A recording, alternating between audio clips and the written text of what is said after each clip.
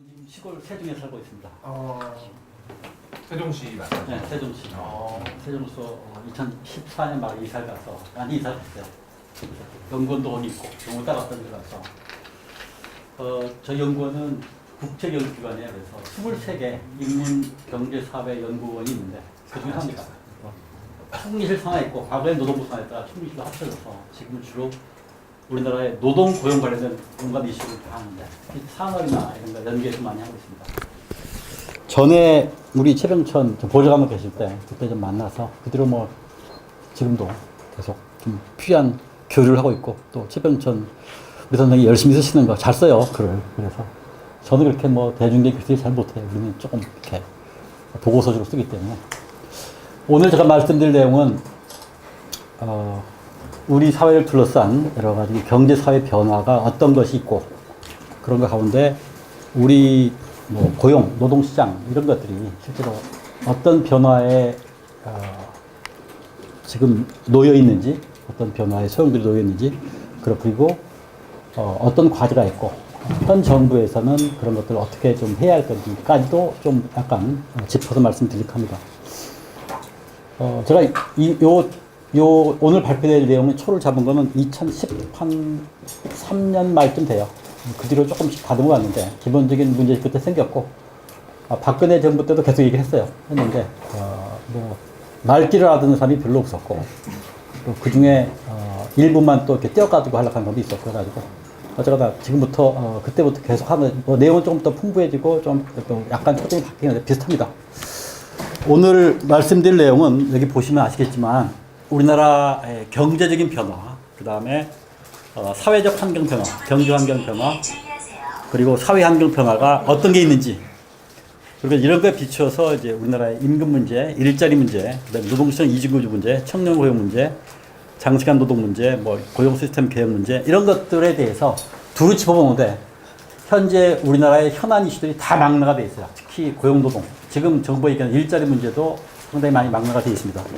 그래서 아무래도 오늘 뭐 얘기하다 보면 현재 일자리 문제와 관련해서 어떤 식의 여러 가지 이슈들을 어떻게 좀 바라보고 어떻게 해결해야 할 건지 이런 얘기로 자연스럽게 넘어갈 것 같아요. 오늘은 그렇게 하고 내년 다음번에는 현안 이슈들을 몇 개 좀 짚어서 얘기해 볼 거예요. 가령 지금 공공 부분의 비정규직 정규직화라든지 공공 부분에서의 고용의 역할이라든지 그 다음에 노동시장 이중구조를 실제로 줄이기 위한 여러 가지 다양한 방법이라든지 이런 것들에 대해서 말씀드릴까 합니다. 우선 경제 환경 변화를 좀 말씀을 드릴게요. 요거를 보시면 지금 우리나라의 경제 성장률이 어떻게 변화를 하고 있는가를 5년 단위로 끊어서 본 겁니다. 5년 단위로. 우리나라가 70년대, 80년대 때는 꽤 높은, 90년대 초반까지도 아직도 꽤 높은 성장률을 보였어요. 그죠? 근데 이제 일본하고 OECD 전체를 보면 우리보다 훨씬 낮았죠. 우리가 이제 소위 캐치업 과정에서 나름대로 이게 우리만 그런 게 아니고 사실은 뭐 중국도 우리보다 많이 뒤었지만 중국도 그랬고 일본도 60년대에 좀 그랬고요. 그리고 뭐 싱가포르나 소위 아시아 네 마리 용이라고 할 때 거기도 다 그랬어요. 그래서 박정희의 공에 대해서 여러 가지 얘기하는데 물론 뭐 마르크스보다 훨씬 잘했는데 가령 장개석이라든지 뭐 이런저런 비슷한 그런 길을 걸어왔어요. 근데 최근에 보시면 2005년도 이후에는 풍년이 뚝 떨어졌어요. 그죠? 이때가 MB 시대 때 MB가 7% 성장 공약을 내세웠죠. 그죠? 실제로 MB는 실현 불가능한 공약을 내세운 겁니다. 이게 왜 이렇게 이 성장이 떨어지냐면 몇 가지 이유가 있는데 하나는 가장 큰 게요. 우리나라가 이미 캐치업 프로세스를 거의 끝냈어요. 그래서 앞으로는 혁신하지 않으면 세계, 어떻게 보면 제조업을 중심으로 얘기를 보면 세계적인 가치 사슬이 있는데 가치사슬 밑바닥에서 여기까지 올라가기는 쉬워요. 따라가면 되니까, 쫓아가면 되니까. 근데 일정한 단계 이상 올라가면 그다음부터는 혁신하지 않으면 올라가기 어렵습니다. 근데 우리 내부에 그런 혁신한 역량 같은 게 다른 나라로 보면 그렇지만 하루아침에 이루어지는 게 아니거든요. 실제 수많은 노력을 하다가 잘하면 떨어질 수도 있는 거고. 근데 많은 선진국들 보시면 이거 보세요. 많은 선진국들 보면 80년대 이후에 3% 이상 성장한 나라가 없어요. 그죠? 일본은 80년대 4.37%가 뚝 떨어졌어요. 그죠? 근데 일본이 뭐 얘기하는데 일본도 이미 거의 3만 벌에 가까운 나라 중에 4% 이상 성장한 나라가 없습니다. 세계적으로. 이게 현실이에요. 그래서 앞으로도 누가 무슨 얘기를 하더라도 4% 이상 성장하는 거 자체가 불가능할 겁니다. 우리나라 이미 28,000불이 넘어갔기 때문에. 이게 현실이다. 이걸 인정을 해야 하는데, MB가 좀 뻥을 친 7% 인상이라든지, 그 다음에 지금도 여전히 성장 전환이 꽤 있는데, 저는 하면 조금 더 성장하고 덜 성장은 있을 거예요. 그리고 성장하더라도 그 성과가 사회적으로 골고루 확산되느냐, 일부에 집중되느냐, 이건 차이가 있겠지만, 성장률을 전처럼 5% 이상 성장하거나 4% 이상 성장하도 저는 거의 기적이라고 봅니다. 실제로 2011년부터 16년 작년까지 평균 성장이 2.91%예요. 3%도 안 돼요. 앞으로 3% 넘어가기도 만만치 않을 거라고 생각이 들어요. 이게 우리 현실인데, 우리 지금 많은 사람들이 여전히 고성장 시대의 기대와 추억 속에 살고 있어요. 근데 이 빠르게 성장하면 뭐가 다르냐면요. 우선 승진이 빨리 돼요. 그죠? 일자리가 많이 만들어지니까. 그리고 기회가 많이 만들어지니까. 월급이 빨리 올라요. 그러니까 사회가 다이나믹하죠. 근데 성장률이 떨어지면 우선 월급도 빨리 안 올라요. 그래서 뭐 지금부터 10년 지나도 얼마 생활 개선이 하는 정도가 낮고, 그 다음에 승진도 안 돼요. 승급도 안 되고. 그래서 50대 과정을 하거나 뭐 이런 일이 수두룩 딱딱하게 생길 수밖에 없는 상황이에요. 이게 우리 현실인데 많은 사람들이 여전히 고성장 시대 추억 속에서 그걸 기대하고 있어요. 그래 이거를 많이 바꿔야 한다. 이미 이 충격은 우리 사회에 묵직하게 이미 다가와 있어요. 근데 이걸 인식하고 있지 못할 뿐이에요. 그리고 이걸 둘러싸고 노동시장과 고용도 마찬가지로 여기에 적합하게 돼야 하는데, 대표적인 예가 그 뭐냐면 지금 2.91%밖에 성장 안 하기 때문에 평균적으로 임금 인상률은 거의 다 플러스 1%가 많이 돼요. 평균적으로. 근데 지금 성장률 플러스 1% 정도 하면 임금 인상률이 보통 그래요. 그런데 문제는 사람들이 한 4% 성장한다. 그것도 소고고 호봉까지 포함해서 이러면 그거까지 만족하겠는가. 근데 그 현실이란 말이죠. 지금 우리나라 공공부문에 평균적인 호봉상승분이 있어요. 그게 뭐 제가 정확히 계산한 거 아니지만 그거를 정확하게 들여다본 얘기가 2.6%예요. 호봉상승 1년에. 앞으로 성장이 낮아지면요. 호봉상승한 것이 불가능할지 몰라요. 그러니까 우리는 지금 호봉급 올라가는 것이 사실 고성장 시대의 임금 체계예요. 그걸 바꾸지 않으면 안 돼요. 그리고 많은 사람들이 기대하는 앞으로 부장이나 이사까지 승진할 거, 제가 보기에는 앞으로 과장까지밖에 승진 안 하고 퇴직하는 수준까지 많을 수도 있다. 거기다가 정년자까지 있었어요. 그죠? 그러면 빨리 승진하면 빨리 나가요. 근데 65세까지 가능하면 있는 게 좋거든요. 노동시장에서. 일하면서. 그러려면 천천히 승진해야 하고, 이게 빨리 올라가면 월급 많이 받기 때문에 기업에서는 얼른 내보내고 싶어요. 그죠? 그러니까 이런 것들이 사실 우리가 과거 고성장 시대에 있으면서 저성장 시대로 들어간 현재 상황에서 우리 스스로가 많이 바뀌어야죠. 우리 사회 전체가, 시스템 자체가. 근데 아직까지 이게 안 바뀌어 있어요. 그리고 사람들이 그렇게 하면 막 화를 내. 우리 선배들은 그런데 왜 나는 그러냐고. 근데 이거를 시뮬레이션 해보면요. 지금 40대, 50대들이 받고 있는 월급을 새로 들어온 사람들은 조금 높게 시작을 해도 못 받을 만큼. 우리가 시뮬레이션 해보니까, 우리 연구도 보니까 그래요. 우리 연구 해보니까 우리는, 저는 지금 연구는 18년 됐는데, 제가 들어올 때 낮았어요, 월급이. 근데 6, 7%씩 인상이 됐다고. 근데 지금은 뭐 3%래요, 공공부 임금이. 그러니까 그 정도 올라가면 지금 새로 들어온 사람들이 18년 돼서 내 월급 못 받아요. 이게 현실이죠. 앞으로 선배들만큼 받기 어려워요, 실제로. 그러면 뭔가를 바꿔야지 않겠어요, 그죠? 이게 이제 이미 다가와 있는 저성장 시대라는 굉장히 중요한 환경 변화가 우리 사회에 던져준 충격파다. 이런 얘기를 먼저 말씀드리고, 이건 뭐 다른 나라 보더라도 나와 있는 거죠. 요게 이제 어떻게 보면 경제 성장률하고 협약 임금 인상률이라는 거는 100인 이상 기업에서 노사가 합의해서 실제로 임금 인상이 돼요. 그래서 이렇게 보면 실제로 보기 들쑥날쑥한데, 아까는 들쑥날쑥한 걸 평균해서 5년씩 끊어본 거예요. 임금 인상률이 떨어지고 있죠, 그죠? 그렇지 않습니까, 그죠? 그러니까 임금 인상률, 이게 성장률이 떨어지니까 임금 인상률도 떨어질 수밖에 없어요. 그리고 요걸 보시면 임금 인상을 3%, 5%, 7%에서 했을 때 각각 20년 뒤에 월급이 어떻게 되는지 하는 거예요. 그죠? 3% 인상하면요. 처음 입사할 때 1.8배, 20년 뒤에 1.8배 올라요. 근데, 7% 올라면 3.87배 올라요. 엄청 큰 차이죠. 그죠? 우리는 과거에 저렇게 올라가다가 밑으로 떨어진 거예요. 실제로. 이 차이가 어마어마한 말이죠. 이게 현실이라는 거예요. 현실. 이거는 실제로 복리로 계산해가지고 시뮬레이션 해본 거예요. 실제로 10년, 20년 뒤에.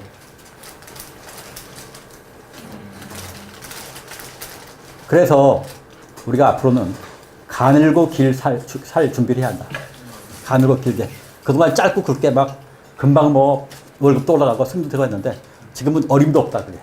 뭐 이런 얘기를 이런 게 현실이다. 근데 이게 우리 사회 전반으로 인식이 됐으면 좋겠는데 아직까지도 그렇지 못하고 기대가 높은 거죠.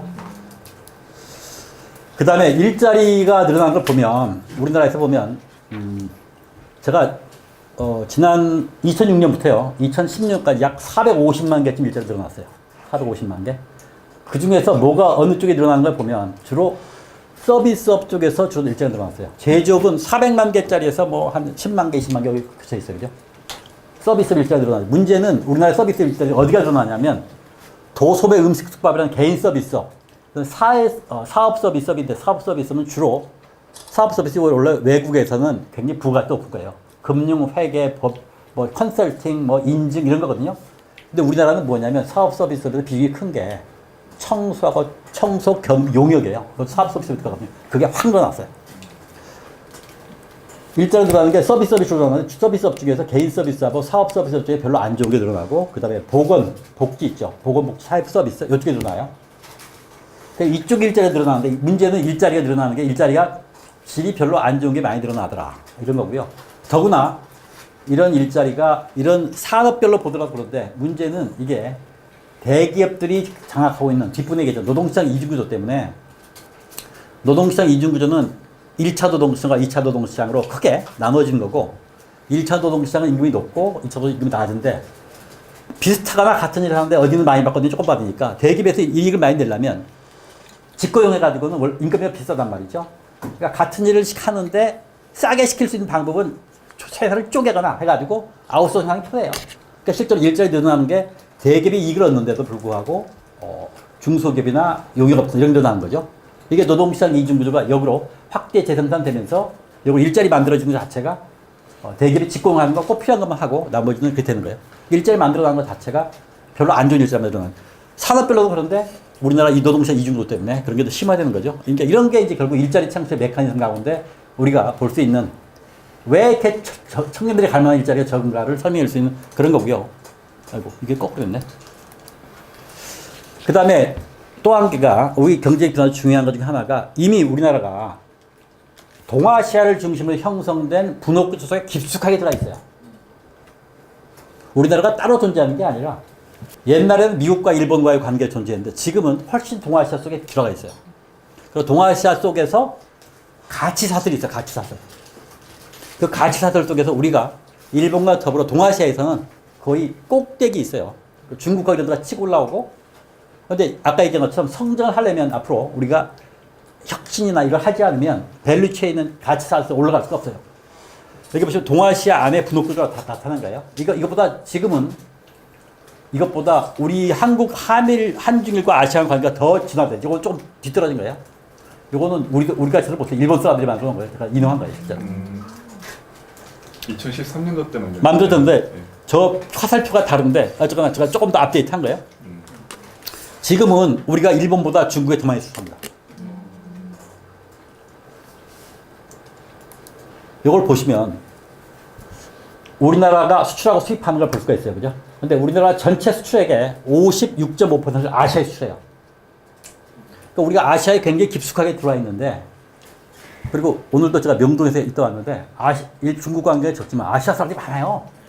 일본 사람도 있지만, 옛날에 뭐 인도네시아, 필리핀, 타일랜드, 뭐, 그 다음에 말레이시아, 뭐 베트남 이런 데 사람들이 중산층 꽤 있거든요. 이런 사람이 많이 온단 말이에요.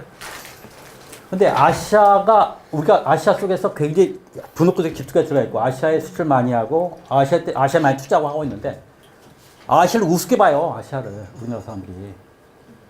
무시하고. 근데 앞으로는 아시아 시대라 아시아와 더불어 사는 것들 우리가 익히고, 아시아를 열심히 공부하고, 아시아를 도와주고, 함께 살 준비를 해야 합니다. 이번에 아세안 특사를 처음 보냈잖아요. 박원순 시장. 그건 잘한 거예요, 실제로. 그거는 뭐냐면, 특사를 보내면서 4대 강국만이 아니라 아시아가 그만큼 우리 사회에 우리나라의 중요한 존재 이미 부각이 돼 있는 거예요. 여기서 보시면 중국으로 수출하는 게 홍콩으로 수출하는 게 다 중국으로 수출하는 겁니다. 홍콩은 경유 수출이기 때문에. 그래서 30% 이상이 중국으로 갑니다. 그죠? 미국으로 가는 건 전체 얼마예요? 12.3%죠. 그죠? 일본, 미국 합친 게 17.9%예요. 그죠? 그러면 18%밖에 안 되니까 중국의 30에 18이니까 중국의 60%밖에 안 돼요. 미국과 일본 합친 게.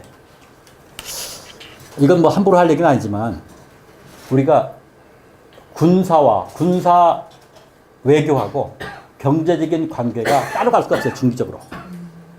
근데 우리가 어떻게 보면 아시아에 깊숙이 편입되고 중국한테 중국과 이 경제적인 상호이전 무역 관계가 깊어지면서 군사 외교로 미국에 찰싹 달라붙어 있다. 이게 지속 가능하겠어요? 저도 어렵다고 봅니다. 그래서 저는 정부가 전략적 모수 이전을 당연하다고 보고요. 어느 한쪽 그렇다고 우리가 미국이랑 완전히 손을 끊고 살 수가 없거든요. 왜냐하면 중국도 굉장히 대국주의 성격이 강하기 때문에 사실 중국을 견제하기 위해서 미국이 있어야 하는데 문제는 미국에 찰싹 달라붙어 있으면 이번에 사드 보복 당한 것처럼 앞으로 어떤 식으로 당할지 몰라요. 그거는 일본이 과거에 조오도 문제 가지고 싸울 때 일본 자동차 판매가 아주 폭락을 했어요. 폭락을. 그 회복하는 상당히 걸려서 시간이. 근데 문제는 일본은 그렇지만 우리는 앞으로 중국 시장에서 우리 상품이 만약에 배제가 되면 이걸 회복하는 건 쉽지 않습니다. 완전히 대치 가능성이 많이 있어요. 그래서 이런 것들이 굉장히 중요한데 박근혜 정부 말기에 군인들이 너무 일반적으로 국민들 이서나 이런 변화를 제대로 고려하지 않고 결정한 나머지 우리가 현 정부 들어서 더 어려워지는 그런 게 있어서 저는 이런 부분들을 충분히 고려해서 군사 외교 이런 정책도 수립된다고 봅니다. 그리고 이 오른쪽에 보시면 우리나라 수입액은 대신 아시아보다 적어요. 그래서 우리나라 무역 흑자가 약 471억 달러였는데 691억 달러가 중국과 홍콩 무역에서 나온 거고 312억 달러가 아시안에서 나온 거고 석유 수입액이 1년에 약 여기 보시면 1190억 달러 정도 돼요. 근데 우리는 석유 수입이 안 되기 때문에 순 흑자를 내지 않으면 석유 수입을 못 해요. 물론 석유 수입을 해가지고 우리가 석유화학 수출을 꽤 많이 해요. 석유화학 수출을. 그래서 석유 수입만큼을 우리가 몽창 흑자를 내가지고 그걸 갚아야 하는 건 아니지만 실제로 우리가 쓰는 에너지의 대부분 석유이기 때문에 석유를 우리가 에너지 과소비 국가이기 때문에 이걸 하기 위해서는 흑자를 많이 내야 돼요. 근데 그 흑자가 상당 부분 이미 중국이나 아시아에 쏘고 있다. 이런 얘기예요. 이 흑자 구조가 무너지면요, 우리 에너지를 살 수 있는 돈이 없어질 수 있어요. 그래서 어느 나라에서 오는가를 보면, 그리고 호주나 이런 데는 석탄, 철강 수입 때문에 100억 불, 유럽 가는 250억 불 적자를 보고 있어요. 유럽은 한EU FTA 체결되고 나서 유럽 쪽에 독일 자동차가 더 많이 수입되니까 실제 우리 흑자 폭이 많이 늘어났어요. 아니, 적자 폭이 들어갔어요. 그리고 이걸 보시면 이게 이제 중국에 대해서 어떤 나라가 제일 많이 수출해요? 한국이 중국의 절대액이 세계 최고 수출액이에요. 국가입니다. 미국이나 일본보다 우리가 더 많이 수출했죠. 절대액을. 이건 뭐냐면 무역만 가지고 볼 수는 없지만 중국이 가장 커다란 중국, 그 다음에 빨리 성장한 중국이 옆에 있음으로 해가지고 우리가 혜택을 많이 본 거예요, 실제로. 물론 우리가 그걸 잘 이용한 거죠. 그러니까 이런 부분이 어떻게 보면 새롭게 형성된 국제 분업 질서 구조 속에서 우리가 놓여 있는 위치입니다. 그래서 요즘에 제조업 일자리는 이런 국제 분업 속에서 우리가 일자리가 만들어져요. 그냥 만들어지는 게 아니라. 우리하고 경쟁이거나 우리가 경쟁이 떨어지는 것들은 만들 수가 없어요. 그리고 흔히 얘기한 것처럼 저임금 장시간 노동 자체가 지금 어려운 게 이미 저임금 장시간 노동을 통해서 서비스업은 다른데 제조업 같은 경우는 할 수 있는 거는 다른 나라가 이미 더 잘해요. 우리보다. 그러니까 그런 걸 계속 붙잡고 있는 것 자체가 우리가 까딱하면 퇴행적인 이런 게 될 수가 있기 때문에 우리가 그때그때 구조조정할 건 해야 돼요. 안 그러고 붙잡고 있다고 잘하는 게 아니야. 오히려 사다리를 빨리 올라갈 생각이지. 같이 사슬해. 그래서 때로는 노동시간 단축이나 한계 사업 같은 거 구조조정 하는 게 필요해요. 근데 그걸 끝까지 붙잡고 떨어지고 그까지 망한다, 난리가 나는데 그거를 좀 전략적으로 판단할 필요가 있어요. 미국 사람들한테 우리가 중국에 늙어 더 많이 생각하면 거짓말 말하지, 그 얘기야. 미국이 등치가 얼마나인데 너희들 조그만 나라가 어떻게 감히. 근데 실제로 그렇거든요. 왜냐면 중국이 지금 어마어마하게 큰 세계 2대 경제국가 아닙니까? 그리고 가장 빠르게 늘어나기 때문에 여기서 가령 이를테면 지금 중국에서 자동차 판매에 대해서 1년에 2014년 통계대 7,200만 대요? 1년에 7,200만 아니 전 세계 7,200만 대인데 중국에 2,600만 대쯤 돼요. 지금 자동차 판매 대수가. 그러니까 중국에서 자동차 업계 세계 대전이 벌어지고 있어요. 그러니까 여기서 이기지 못하면 앞으로 자동차 사서 문 닫거나 아니면 축소할 수밖에 없어요. 근데 현대하고 걔가 100만 대 이상 팔고 있으니까. 근데 가령 일단 상해 GM 같은 거나 상해 폭스바겐가 300만, 360만 이상 팔고 있어요. 우리도 요번에 사드 영향 때문에 뭐 영향 때문인지 올 상반기에 현대자동차나 기아자동차 판매가 떨어져가지고 굉장히 걱정하는데 조금 뭐 회복된다고 하는데 어쩌다 이렇게 어떻게 보면 굉장히 그때그때 시장 상황이 바뀌고 대신 빠르게 변화하고 중국은 국내 자동차, 중국은 자동차가 어떠냐면 완성차는 반드시 합작을 해야 돼요. 50대 50%. 부품은 100%가 가능한데. 그래서 중국 자동차, 자기 나라가 만든 자동차가 있는데 대부분 세계 자동차 다 들어있어요. 중국에 가보시면 자동차가 정말 세계적인 전시장이야. 그리고 다 중국에서 만들어. BMW, 벤츠가 다. 뒤에 한자로 쓰여있는 건 다 중국에서 만들어진 거고, 한자가 없는, 뒤에 로고가 없는 건 다 외국 수입이에요. 옛날에는 한자가 있던, 지금은 독일에서 직수입한 벤츠나 이런 많이 다닙니다. 또 하나 기술 환경 변화가 중요하죠. 요즘 4차 산업혁명이라고 하는데, 저는 좀 많이 뻥튀기가 된 것 같아요. 4차 산업혁명은 아직 실현되지 않은 겁니다. 제가 보기에는 저는 뭐 아주 깊숙한 건 없지만 4차 산업혁명의 핵심은 디지털 기술을 우리 생산과 서비스의 각 분야에서 얼마만큼 효과적으로 최대한 그 잠재를 활용할 수 있느냐 이거에 따라 달리다가 봐요. 물론 이게 자동적으로 통째로 기술 패키지가 넘어오는 경우도 있어요. 그렇지만 실제로 이거를 각 분야에서 얼마만큼 이걸 잘 구석구석에서 활용하겠는가 이거는 각 분야의 노력에 따라 달렸다고 보는데 아직 그걸 위한 이런 노력은 충분하지. 우리는 어쩐지 모르게 자꾸 통째로 뭐 큰 덩어리가 마치 이 아이폰이 들어와서 바뀐 것처럼 뭔가 기술이 통째로 들어와서 금방 바뀔 것처럼 하는데 실제로 기술은 그렇지 않고 사실 각 분야에 어떻게 적용되는가는 나라별로 다 다릅니다. 그런 얘기고요. 근데 문제는 기술 변화가 잘못하면 사회 양극화나 이런 걸 벌이기 쉬운데 이것도 사회적으로 어떻게 이걸 규율할 건가에 따라서 나라별로 상당히 차이가 있을 수 있다 이런 거고요. 그 다음에 중요한, 금방 말씀드린 게 경제적인 변화였어요. 그죠? 경제적인 변화가 저성장을 둘러싸고 저성장하고 그 다음에 서비스 경제와 세 번째가 국제 분업 속에 특히 아시아 분업 속에 깊숙하게 편입되어 있다는 것. 세 가지가 경제적 변화의 핵심을 요약할 수 있겠고 그 다음에 사회적 변화입니다. 사회적 환경 변화. 가장 커다란 건 뭐 여러분 아시는 것처럼 고령화죠. 이미 올해 우리가 고령 사회로 들어섰어요. 65세 이상 인구가 전체 인구의 7% 이상이면 고령화 사회고요. 14% 이상이면 초고령화 사회고 20% 이상인가? 그러면 고령사회, 초고령사회 들어가죠. 근데 우리는 고령사회에 들어갔고 2030년 되면 4명 가운데 1명이 65세 이상 인구입니다. 그리고 우리나라가 가장 빨라요. 우리나라가 고령화 속도가 가장 빨라요. 세계적으로. 근데 이제 우리만 빠른 게 아니고 일본은 우리보다 앞서가 있고 중국도 빠르게 고령화돼요. 근데 중국은 만불이 되기 전에 고령사회에 들어가요. 만불이 되기 전에.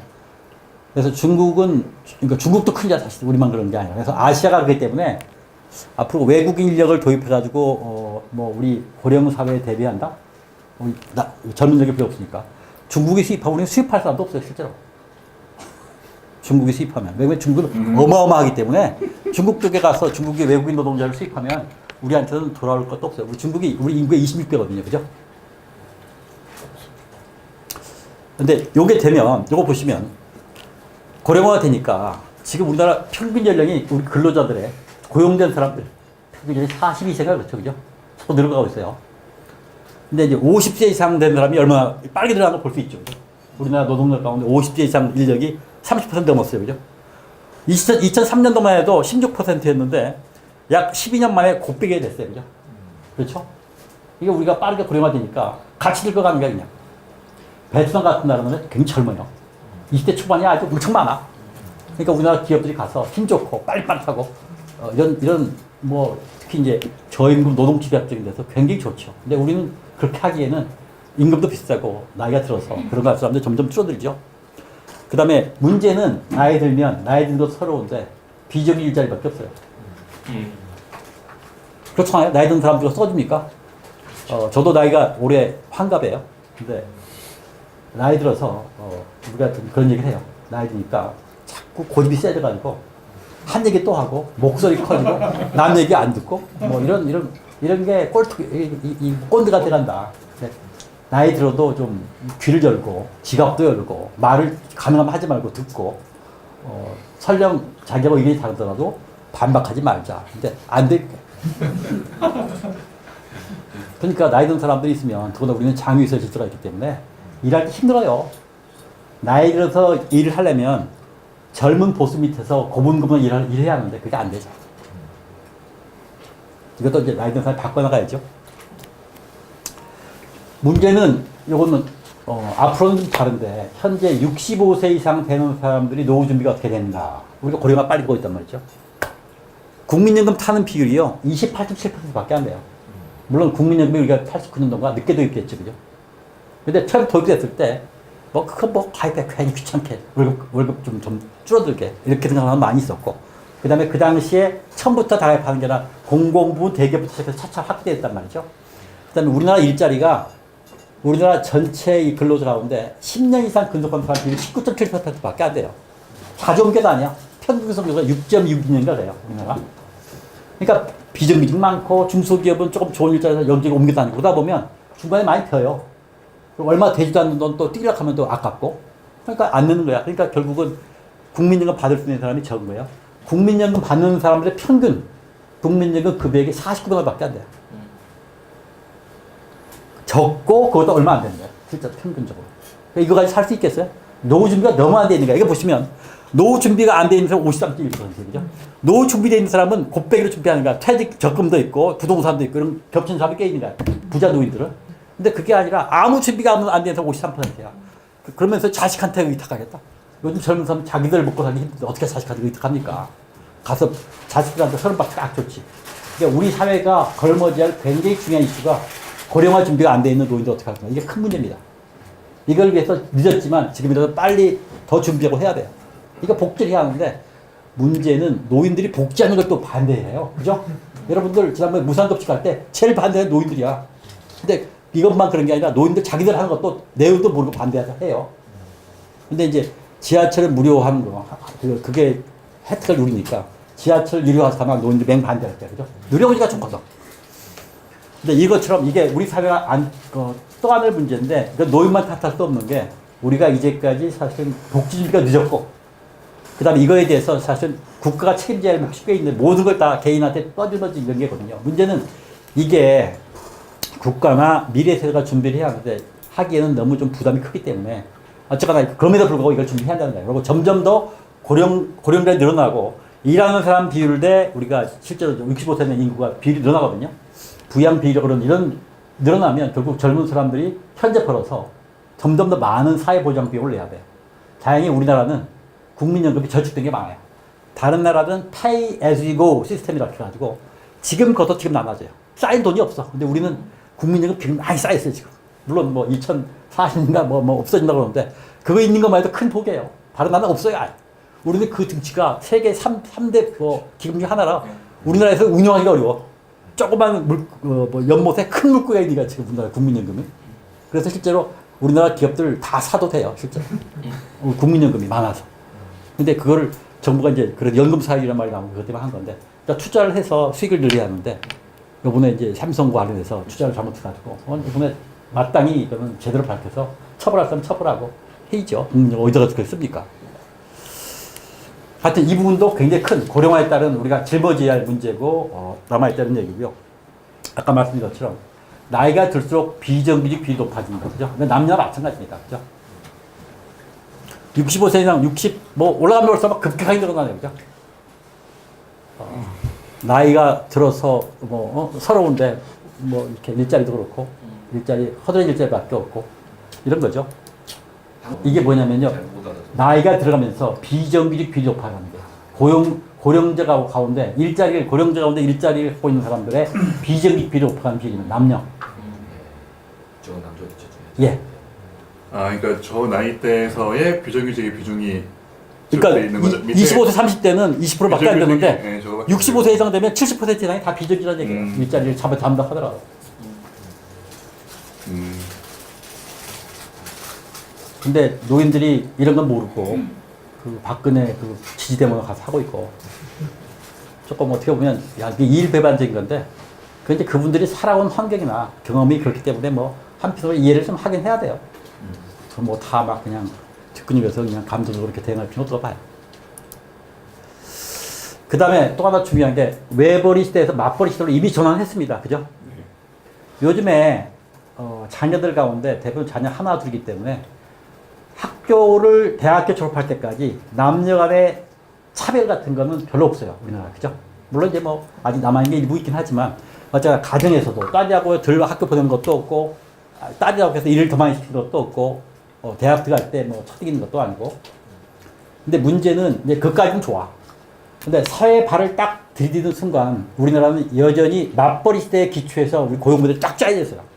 외벌이 시대 기초. 외벌이 모델, 외벌이 모델. 근데 이미 성장해온 세대들은 맞벌이를 기대하고 성장을 갖고 그거에 위해서 준비를 해 있는데 이 차이가 굉장히 큰 거예요.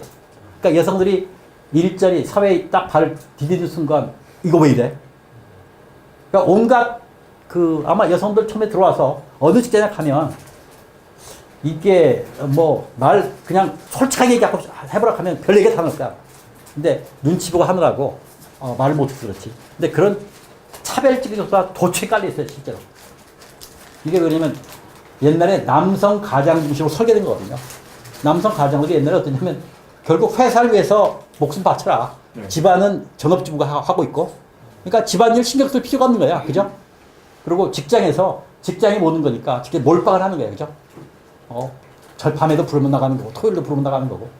근데 지금은 맞벌이 때가 되면 남성도 육아를 해야 하고, 그죠? 때로는 육아휴직도 해야 하고, 애도 돌봐야 하고, 부인이 돈 더 잘 벌 수도 있고, 그러면 뭐 유치원 가서 애 찾아올 때도 그렇고, 이걸 일정하게 할 수밖에 없어요. 그걸 뭐 국가가 다 해주는 것도 아니고, 설령 뭐 유치원이나 어린이집이 있다 하더라도 그걸 다 못 해준단 말이에요. 그러면 남성도 그걸 해야 하는데, 가정에서 일정하게 역할을 해야 하는데, 가정의 역할을 할 수 있게끔 남성이 여성이 안 되니까. 특히 여성들이 지금 육아나 이런 거 책임을 많이 쓰다 보니까 점점 그게 부담이 커진 거야. 그걸 갈등하다가 결국 경력단도 생기는 거 아닙니까? 그죠? 그러니까 이런 게 노동시간부터 노동문화, 남성 관리자들의 태도, 뭐 승진, 그 다음에 뭐 하여튼 뭐 육아휴직에 대해서 뭐 회사에 꼭 깎여보면 이런 게 다 들어가는 거야. 그러니까 이런 거를 근본적으로 혁신할 필요가 있는데 아직까지도 엄청 이 걸음이 드니까 법은 가령 육아휴직 다 갈 수 있게 돼 있는데 육아휴직 못 가는 거 수습딱딱해요. 대기업을 하고 공공을 빼놓고는 아직도. 요즘에 이런 것도 많이 들어가 보니까 육아휴직을 쓰긴 쓰는데 갔다 오나 사표 쓴 조건으로 육아휴직 받는 게 꽤 있어. 그러니까 너 놀래가지고 그 얘기 듣고. 그러니까 국가에서 저도 회사 받고 그 다음에 그만두라는 얘기야 회사가. 그런 조건으로 육아휴직을 허용하는 중소기업 사장님들도 있더라고요. 요걸 보시면 이거 조금 뭐 2011년 통계인데 제가 좀 업데이트를 못했어요. 여기 중간에 나이대별로 우리나라도 25세부터 29세까지는 남녀 고용률이 비슷해요. 그죠? 근데 30대로 넘어가면 차이가 확 나. 왜 뚝 떨어져? 왜냐면 이게 임신 출산 그 육아 때문에 이때 결국 일자리를 그만두는 거예요. 그러다가 이제 40대 초반부터 올라가는데 못 따라가죠. 근데 이거 고용률만 그런 게 아니라 월급도 그래요. 한번 나오면 그다음부터 그거를 경력 단절이 되면 그다음에 남성들하고 똑같이 하다가 경력 단절 그 다음부터는 그 일자리 다시 못 들어가요. 그렇죠. 그러니까 이게 여성들의 커리어에 굉장히 큰 마이너스고 여성 인력을 제대로 활용하지 못하는 거고 앞으로 이게 아까 말씀드린 것처럼 우리나라가 고령화되면 인력이 부족해요. 그죠? 지금은 청년 고용 문제 때문에 일자리가 없는 것처럼 보이는데 앞으로는 일자리 있는데 사람이 없는 경우가 있단 말이죠. 이럴 때 활용할 수 있는 두 인력이 하나는 기혼 여성 인력 중에 하지 않는 사람들하고 또 하나는 고령자 인력이에요.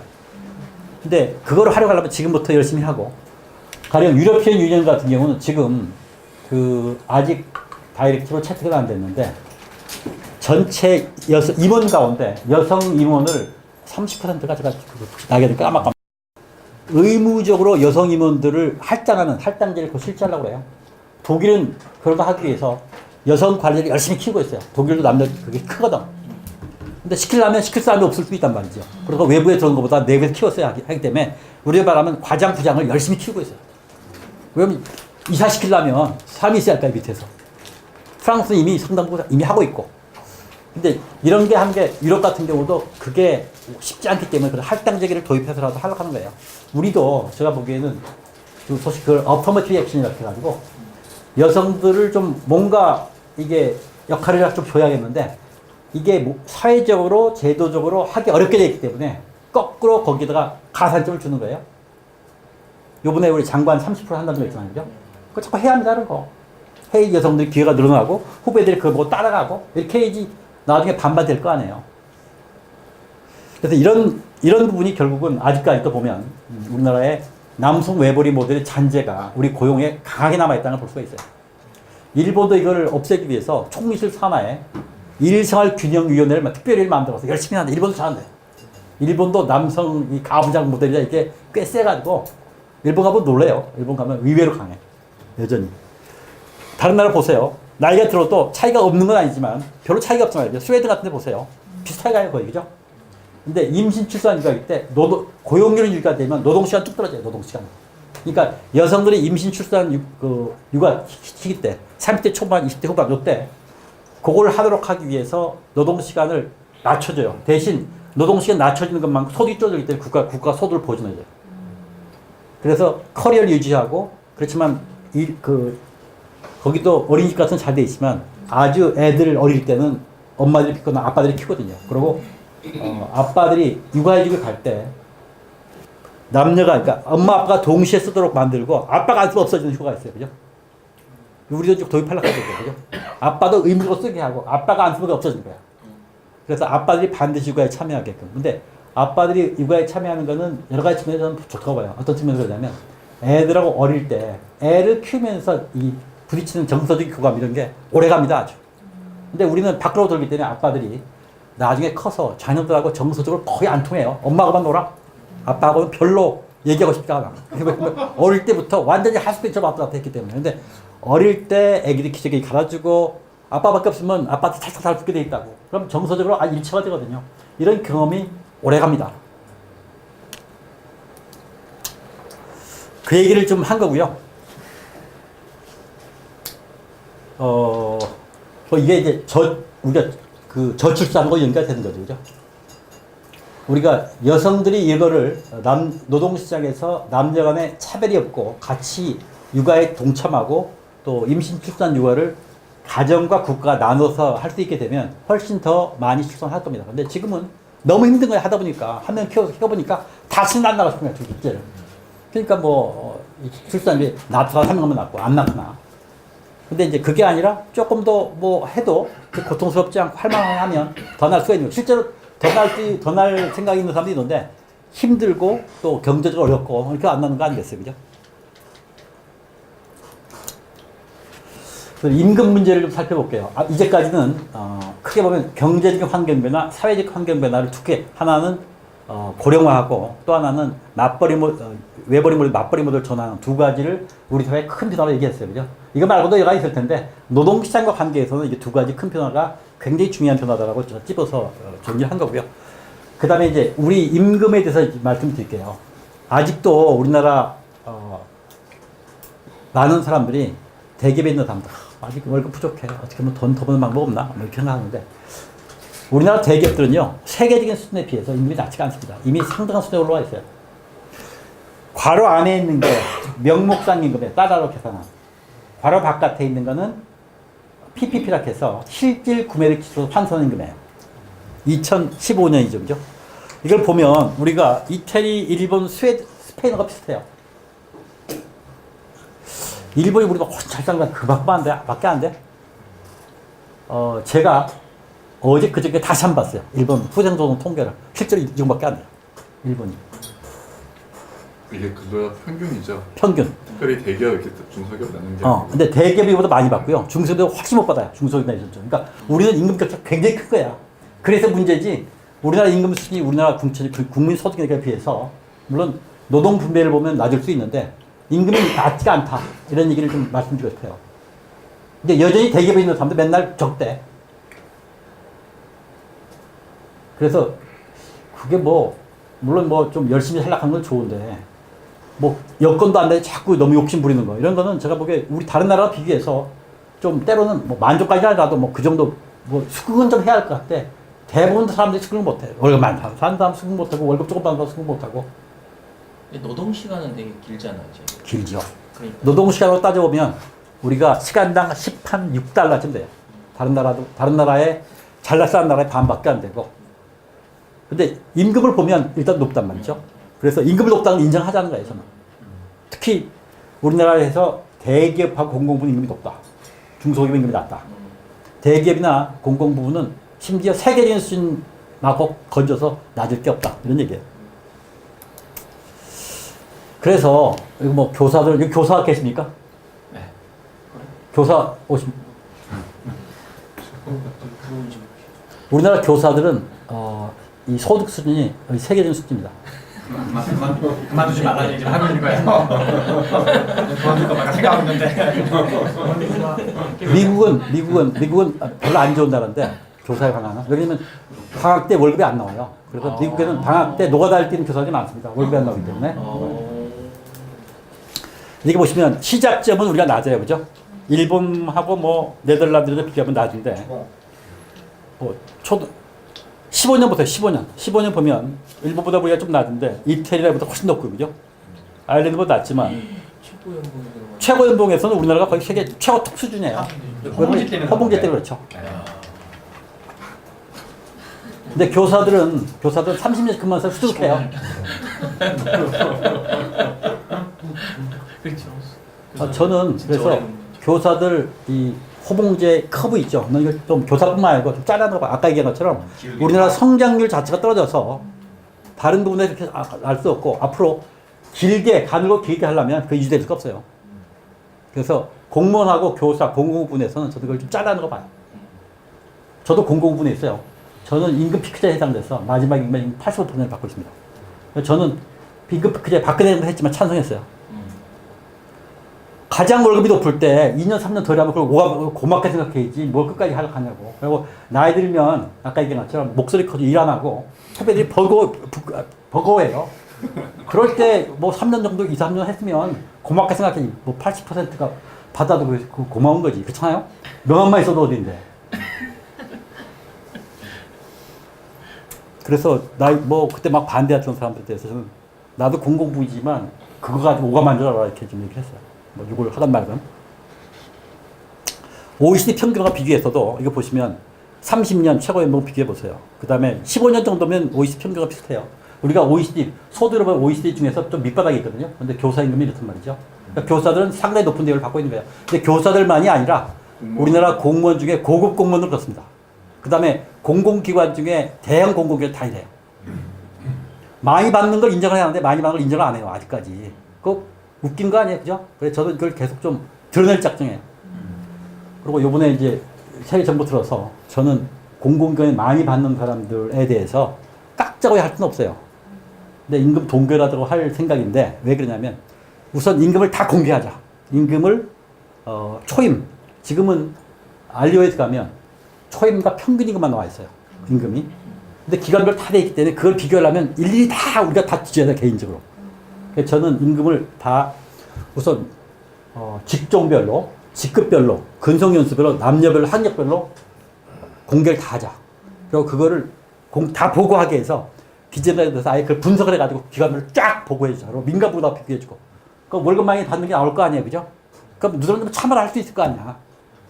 정부가 그걸 동결하면 반발이 심하단 말이야. 근데 사회자가 비교해서 너무 높게 받으면 너희들은 좀 가만히 있어라.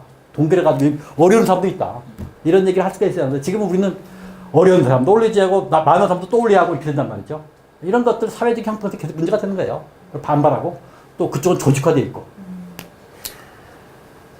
얘기가 좀 요게 이제 우리나라 임금을 따져보고 제조업 쪽에 우리나라 임금이 아까 어디였습니까? 이게 제조업 쪽이죠. 17.67달러 시간당 임금이 그죠? 근데 우리는 세금을 조금밖에 안 내기 때문에 4.6밖에 안 내기 때문에 토탈 그 보상 비용이 21.22달러밖에 안 돼요. 그죠? 다른 나라를 보면 독일 같은 데 보세요. 27.9달러인데 각종 보험료나 이런 게 비싸가지고 21달러 나와요. 그죠? 사회적인 임금이죠. 세금 내는 거니까 포함해서. 우리는 조금밖에 안 내. 그래서 전체로 보면 차이는 있긴 한데 아까 노동시간이 길어서 근데 차이가 있긴 한데 우리가 상당수 올라와 있다는 걸 여기서도 확인할 수가 있어요. 이건 제조입니다. 우리나라가 월급 생활할 때도 세금을 조금밖에 안 내요. 세금 떼려고 하면 다들 반대하는데 저는 세금을 더 거대하다고 생각합니다. 이게 더 길어요. 근데 이게 여기다 띄우려고 하니까 이게 압착을 시켰어요. 압착을. 한국이 안 보이죠, 그죠? 안 보여. 밑에 있어서. 그래서 안 코리아. 보여요. 어디 있어? 어디 있는 거야? 여기 오른쪽. 그죠? 밑에는 안 보여. 오른쪽에 있지. 그러니까 다른 나라 보세요. 우리보다 뭐 슬로바키아나 이런 나라 우리보다 잘 삽니까? 못 살아요. 세금을 더 내는 임금 대비 세금 내는 비율인가요? 네, 임금의 44, 46. 네, 임금의 세금 내는 비율이에요. 그러니까 임금 56%가 그렇죠. 그러니까 월급에서 많은 나라들이 45에서 50%다 내요. 월급만. 그러니까 월급 국민 소득이 높아도 그만큼 뛰니까 실제로 가처분 소득이 낮아요. 그러니까 외식을 제대로 못 해. 외식을. 근데 우리는 아까 얘기한 것처럼 평균을 보면 월급이 낮은 것도 아니에요. 그죠? 물론 저임금 노동이 낮지만 고임금 노동자 높단 말이에요. 세계적인 수준 비해서 낮지 않단 말이에요. 거기다가 세금 조금밖에 안 돼. 가처분 소득이 높은 거예요. 물론 정부에서 해주는 게 별로 없지. 근데 높은 걸 인정을 해야 하고 쓸 게 많다도 인정을 해야 돼. 근데 맨날 듣는 소리야 전부 다. 근데 이게 좀 세금을 더 띄고 대신 아까 얘기한 고령화에 대한 대비라든지 그 다음에 육아 어린이집이라든지 그 다음에 장애인이라든지 교육이라든지 그 다음에 우리 그 의료 서비스라든지 이런 것들에 대한 혜택을 좀 확대한다고 봐요. 그 세금 더 내기 운동 뭐 이런 걸 해야 하는데 뭐 이것도 하고 이것만 하자는 게 아니고요. 소득세에 대해서 또 근로소득을 세대 높이자는 것만이 아니고 사실은 법인세 이런 것도 높여야죠. 여기만 높이면 불공정하지. 그리고 물론 이제 간접세도 좀 높여야겠죠. 앞으로 세금을 좀 더 내야 합니다. 여러 가지 측면에서. 세금을 자꾸 깎아주는 게 그 미국에서 지난번에 부시하고 지금 트럼프 이런 사람들이 하는데 그거 세금 깎아가지고요. 지금 미국 같은 데는 다리 같은 걸 보수 못하니 쓰도록 합니다. 전에 그 오바마 정부 때도 세금을 깎아준 거를 이게 시한부였는데 그거를 연장 그냥 일몰제인데 그걸 연장해주게 해가지고 캘리포니아 같은 데는 돈이 없어가지고 교도소에 갇혀 있는 사람 많이 석방했어요. 그다음에 잔디밭에 풀도복 가서 수족하고 학교에 비가 줄줄 서는 게 못하고 이런 데가 주별로 다르지만 꽤 많습니다. 이게 뭐냐면 세금을 조금 걷은 다음에 그걸 못하는 거야. 부자들을 위해 부자 세금 감면한 거예요. 멕시코 장벽도 멕시코 기업한테 세금 걷어서 한다고. 그래서 이건 별로 인기 없는 건데 저는 좀 우리 얘기는 솔직하게 하는 거 봅니다. 우리가 사회적으로 그만큼 필요한 복지라든지 노인들을 위한 복지, 그 다음에 보육 서비스에 대한 강화, 의료 서비스, 그 다음에 우리 여러 가지 사회복지 서비스, 특히 실업자가 됐을 때 문제 이런 걸 하려면 결국은 세금을 더 줄 수밖에 없어요. 보험료를 더 넣어서 세금을 더 줄 수밖에 없는데 너무 조금 내는 것이 좋은 것 마냥 이게 마치 보편적으로 좀 돼 있는데 이런 터부나 이런 도움을 깨자 이런 얘기야. 무작정 늘리자는 게 아니고 적절한 수는 필요한데 우리는 너무 조금밖에 안 들어있다. 이거 바닥에 기는 것처럼 이런 얘기예요. 일자리 문제를 지금부터 보면 일자리는 질이 양이 아닌 질의 문제다. 어디 갔지? 이걸 보시면 2006년부터 2016년까지 평균적으로 여기 보시면 2000년부터 2016년까지 10년간 뭐야 이거? 16년 동안 늘어난 게 513만 9천 개고요. 10년간 늘어난 취업자 수가 311만 4천 개인데 문제는 이거는 전체 자영업자까지 포함해서 그렇고요.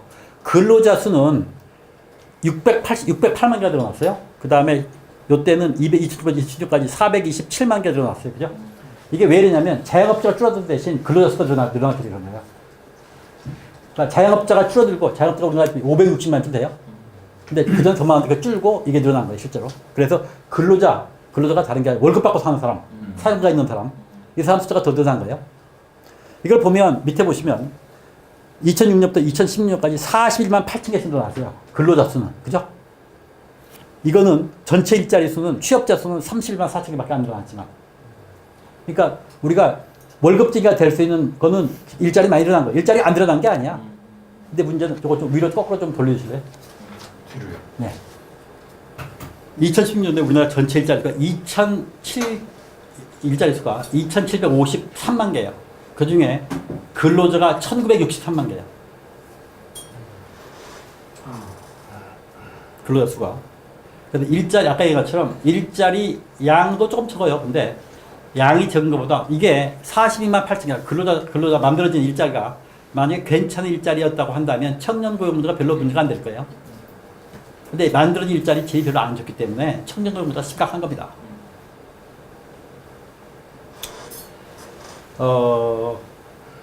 근데 문제는 왜 공공부에 몰리냐 하면 일자리가 우리가 생애소득으로 따지면 공공부는 한번 들어가면요 평균 근속 연수가 길어요, 그죠?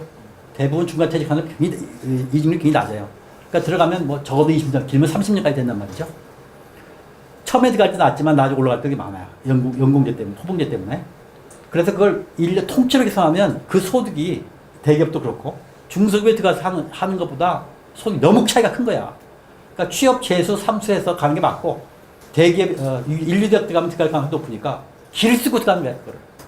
그러니까 우리나라 지금 교육의 문제는 노동시장 문제랑 굉장히 긴밀하게 연결되어 있다. 이 구조를 개혁하지 않으면 인류대학병원, 이건 없어지지 않는다. 이런 생각이 들고요.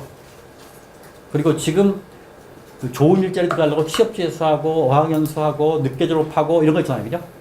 이런 것들 때문에 우리가 젊은 사람들의 취업 첫 굉장히 늦어요. 물론 대학, 뭐 군대도 있지만 이것 때문에 손실도 굉장히 큰데 이것도 바꾸려면 일자리 구조를 근본으로 바꾸지 않으면 안 된다 이런 얘기고요. 그래서 지금 얘기한 것처럼 우리 제조업이나 그다음에 뭐 건설업 이런 데는 일자리 꽤 있잖아요. 그죠? 그러니까 사람이 없으니까 결국 외국인 노동자를 자꾸 쓰는 거야. 외국인 노동자가 70만이 넘었어요, 지금. 외국인 노동자가.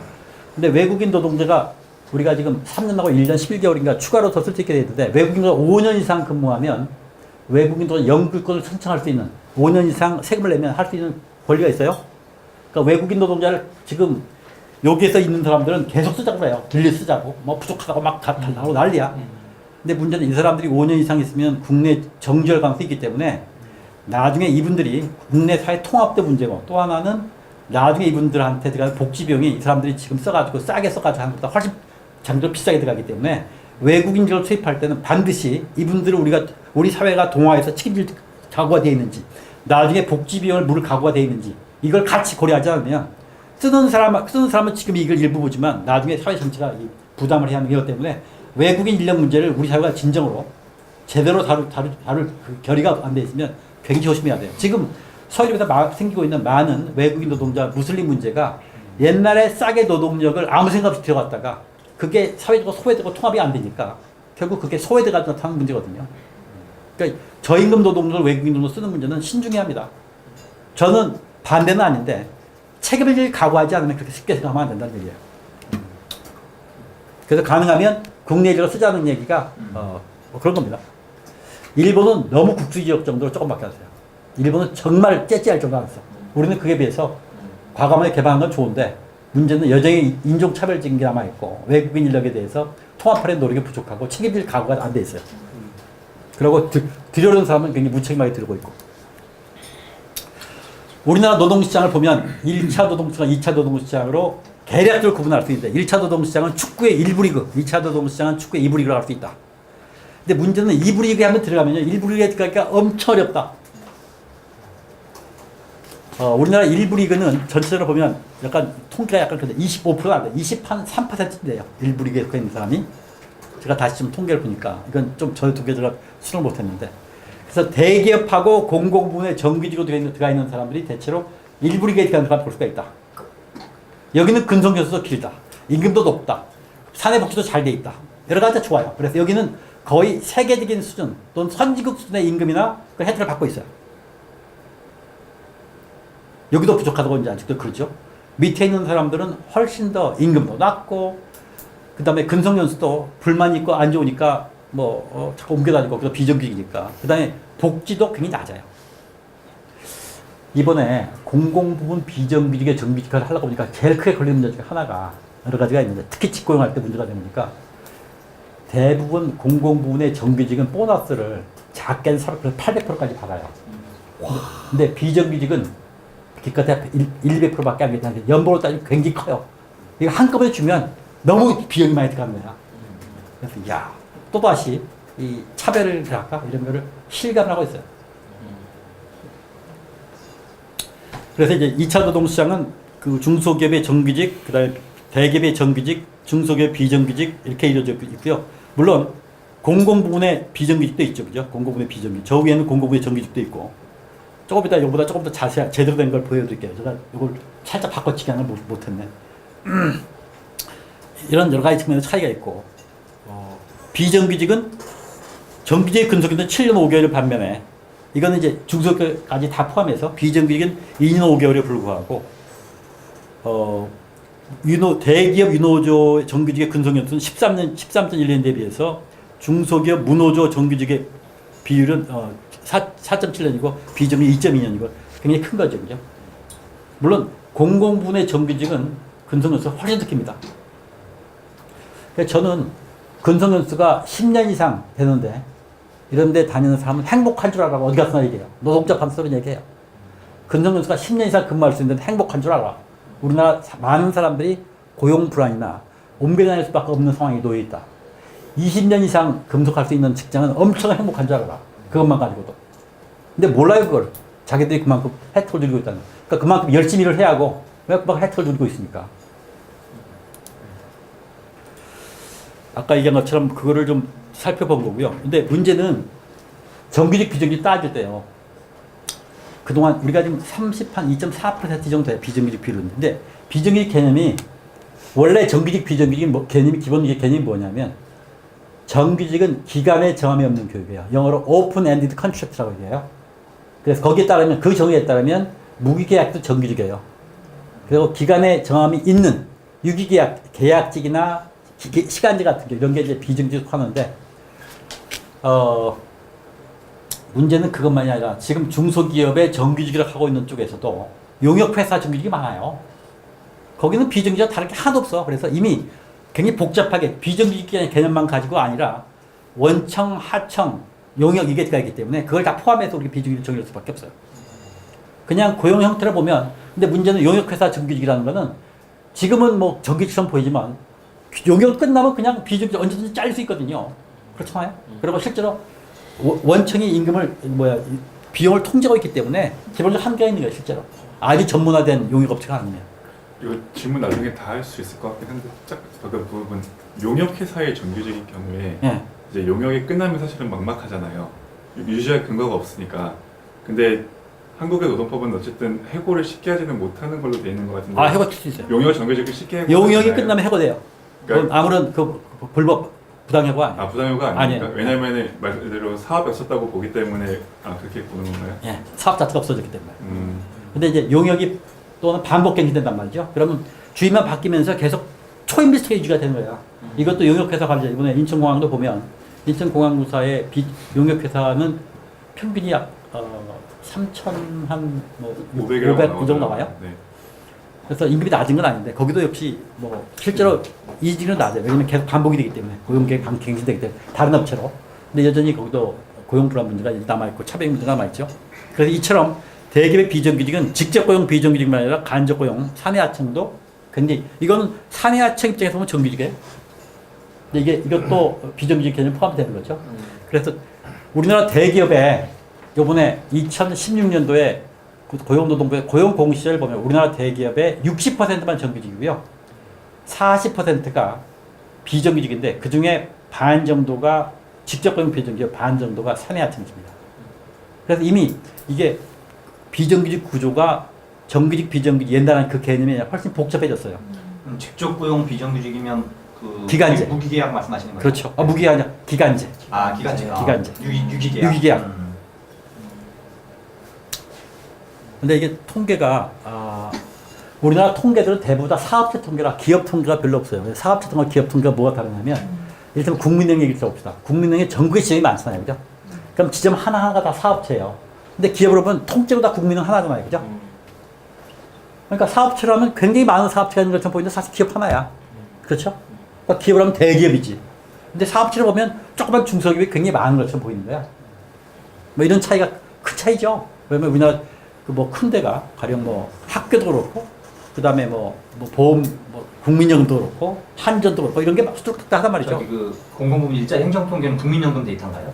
국민연금뿐만 아니고 이거는 국민연금 고용보험 이런 것들을 합쳐가지고 이제 일종의 뽑은 거라는 예, 거죠. 예. 네. 어제도 통계청에서 일자리 행정 통계를 가지고 공공부문 통계를 냈는데 조금 거기는 정규직 비정규직이 정확히 안 나와요. 오늘 제가 봤는데.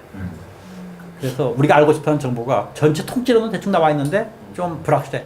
조금 더 세분해서 볼 필요해. 일자리 행정 그런 측면에서. 죄송합니다. 하나만 더. 네. 아까 방금 한국에서의 통계는 사업장 단위고 기업 단위는 통계가 거의 없어요. 없다고 하셨잖아요. 네. 그러면 이제 그 경우에는 우리 앞에서 봤던 대기업 소속 정규직 숫자 같은 건 추산을 하는 건가요? 아니요. 그거는 이번에 고용공시제는 이게 기업별 통계거든요. 네. 고용공시제를 보면 우리나라 고용공시제. 고용공시제는 기업별 가지고 3년밖에 안 되는 데이터. 그래서 대기업에 지금 음. 민간부 말고 민간 대기업의 300 이상 대기업의 정규직은 280만이에요. 283만이에요. 그거는 고용공시제로 파악을 한 거고 어. 대신에 다른 형태의 통계들은 다 사업통계예요. 사업통계로 취합이 되고 있다. 그래서 그다음에 그 공공부문의 정규직 비정규직 통계 나와 있거든요. 그래 거꾸로 환산해 가야 돼. 그러면 비정규직 중소기업의 정규직 비정규직 통계를 환산할 수가 있어요. 그래서 아까 얘기한 것처럼 이번에 인천공항사 특별히 뭐 그 케이스지만 제가 보니까 우리나라 뭐 한전도 뭐 비정규직 용역이 뭐 6,800명인가 그렇게 되고 많아요. 근데 아까 얘기한 것처럼 우리나라 대기업의 280만 정도가 정규직인데 사내하청이 93만 정도가 돼요. 그러니까 적은 비율은 아니죠, 그죠? 근데 중소기업도 적지 않아요, 이런 게.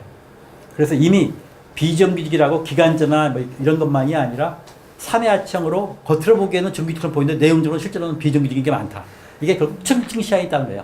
현대자동차가 자동차가 원청 회사가 있고 1차 하청이 있고 2차 하청이 있고 3차 하청이 있고 그것만이 아니라 사내 하청이 있어요. 회사 내에 들어와 있는 게 있어요. 조선업 같은 경우도 보면 조선소 안에 수많은 회사가 들어와 있어. 근데 그 회사들이 자기들 설비가 없어요. 조선소 가리면 현대중공업 안에 그 부지 안에 설비도 현대중공업 설비야. 용접기도 거기 거야. 심지어 용접봉까지도 거기서 사람만 되게 공급한 게 많아요. 그리고 인도업이라고 하는 이런 얘기 했는데 실제로 사내하청이 그런 게 많습니다. 인천공항 가도 청소 같은 거 청소 설비를 회사가 산 게 아니라 인천공항에서 가라고 그래. 그러니까 이런 게 많다는 거예요, 실제로. 그러니까 이런 것들이 너무 그동안 남용된 거예요, 우리나라. 아웃소싱이라는. 아웃소싱하고 뭐, 그 다음에 외주하고 이렇게 다 거죠. 외주화도 이제 두 가지죠. 사외로 외주한 게 있고, 사내로 외주한 거 있고. 근데 사회로 외주할 수밖에 없는 것도 있어요. 다 내부할 수 없어요. 가령 자동차 부품 회사를 모든 게 다 현대나 기아 만들 수 없잖아요. 그러니까 이제 그 불가피한 게 분명히 있는데 그 경기가 애매하기도 한데 때로 너무 과도하게 진행된 거예요. 그래서 이게 공공부도 그렇고 민간부는 말할 것도 없고. 그러니까 이렇게 아까 얘기한 것처럼 1차 노동시장은 한 23% 해가지고 그 정도밖에 안 되고 나머지가 2차 노동시장인 거야. 그러니까 1차 노동 23% 가려고 속된 말로 박이 터진 거죠. 그리고 거기 나면 좋으니까 가면 안 나와. 안 나오니까 들어갈 자리가 굉장히 제한돼 있어. 거기 퇴직하거나 성장이 돼서 뭐가 만들어져야 들어갈 수 있는 거야, 실제로. 그러니까 그쪽은 좁고 이쪽은 사람 못 구하는 데 있고 그런 거죠. 그래서 일자리가 만들어지는데 만들어질 때 아까 얘기한 것처럼 중소기업과 대기업 임금 격차가 크니까 대기업에서 이익을 많이 내려면 대기업에서 직고용을 최소로 하고 나머지 뭐 아웃소싱하거나 자회사가 뭘 만들어서 할 수 있으면 최대한 밑으로 돌리는 거야. 작게 만들어서. 그러면 조금 임금을 낮춰줄 수 있거든요. 뭐 이런 것들을 악용하니까 이게 악순환을 이루는 거죠.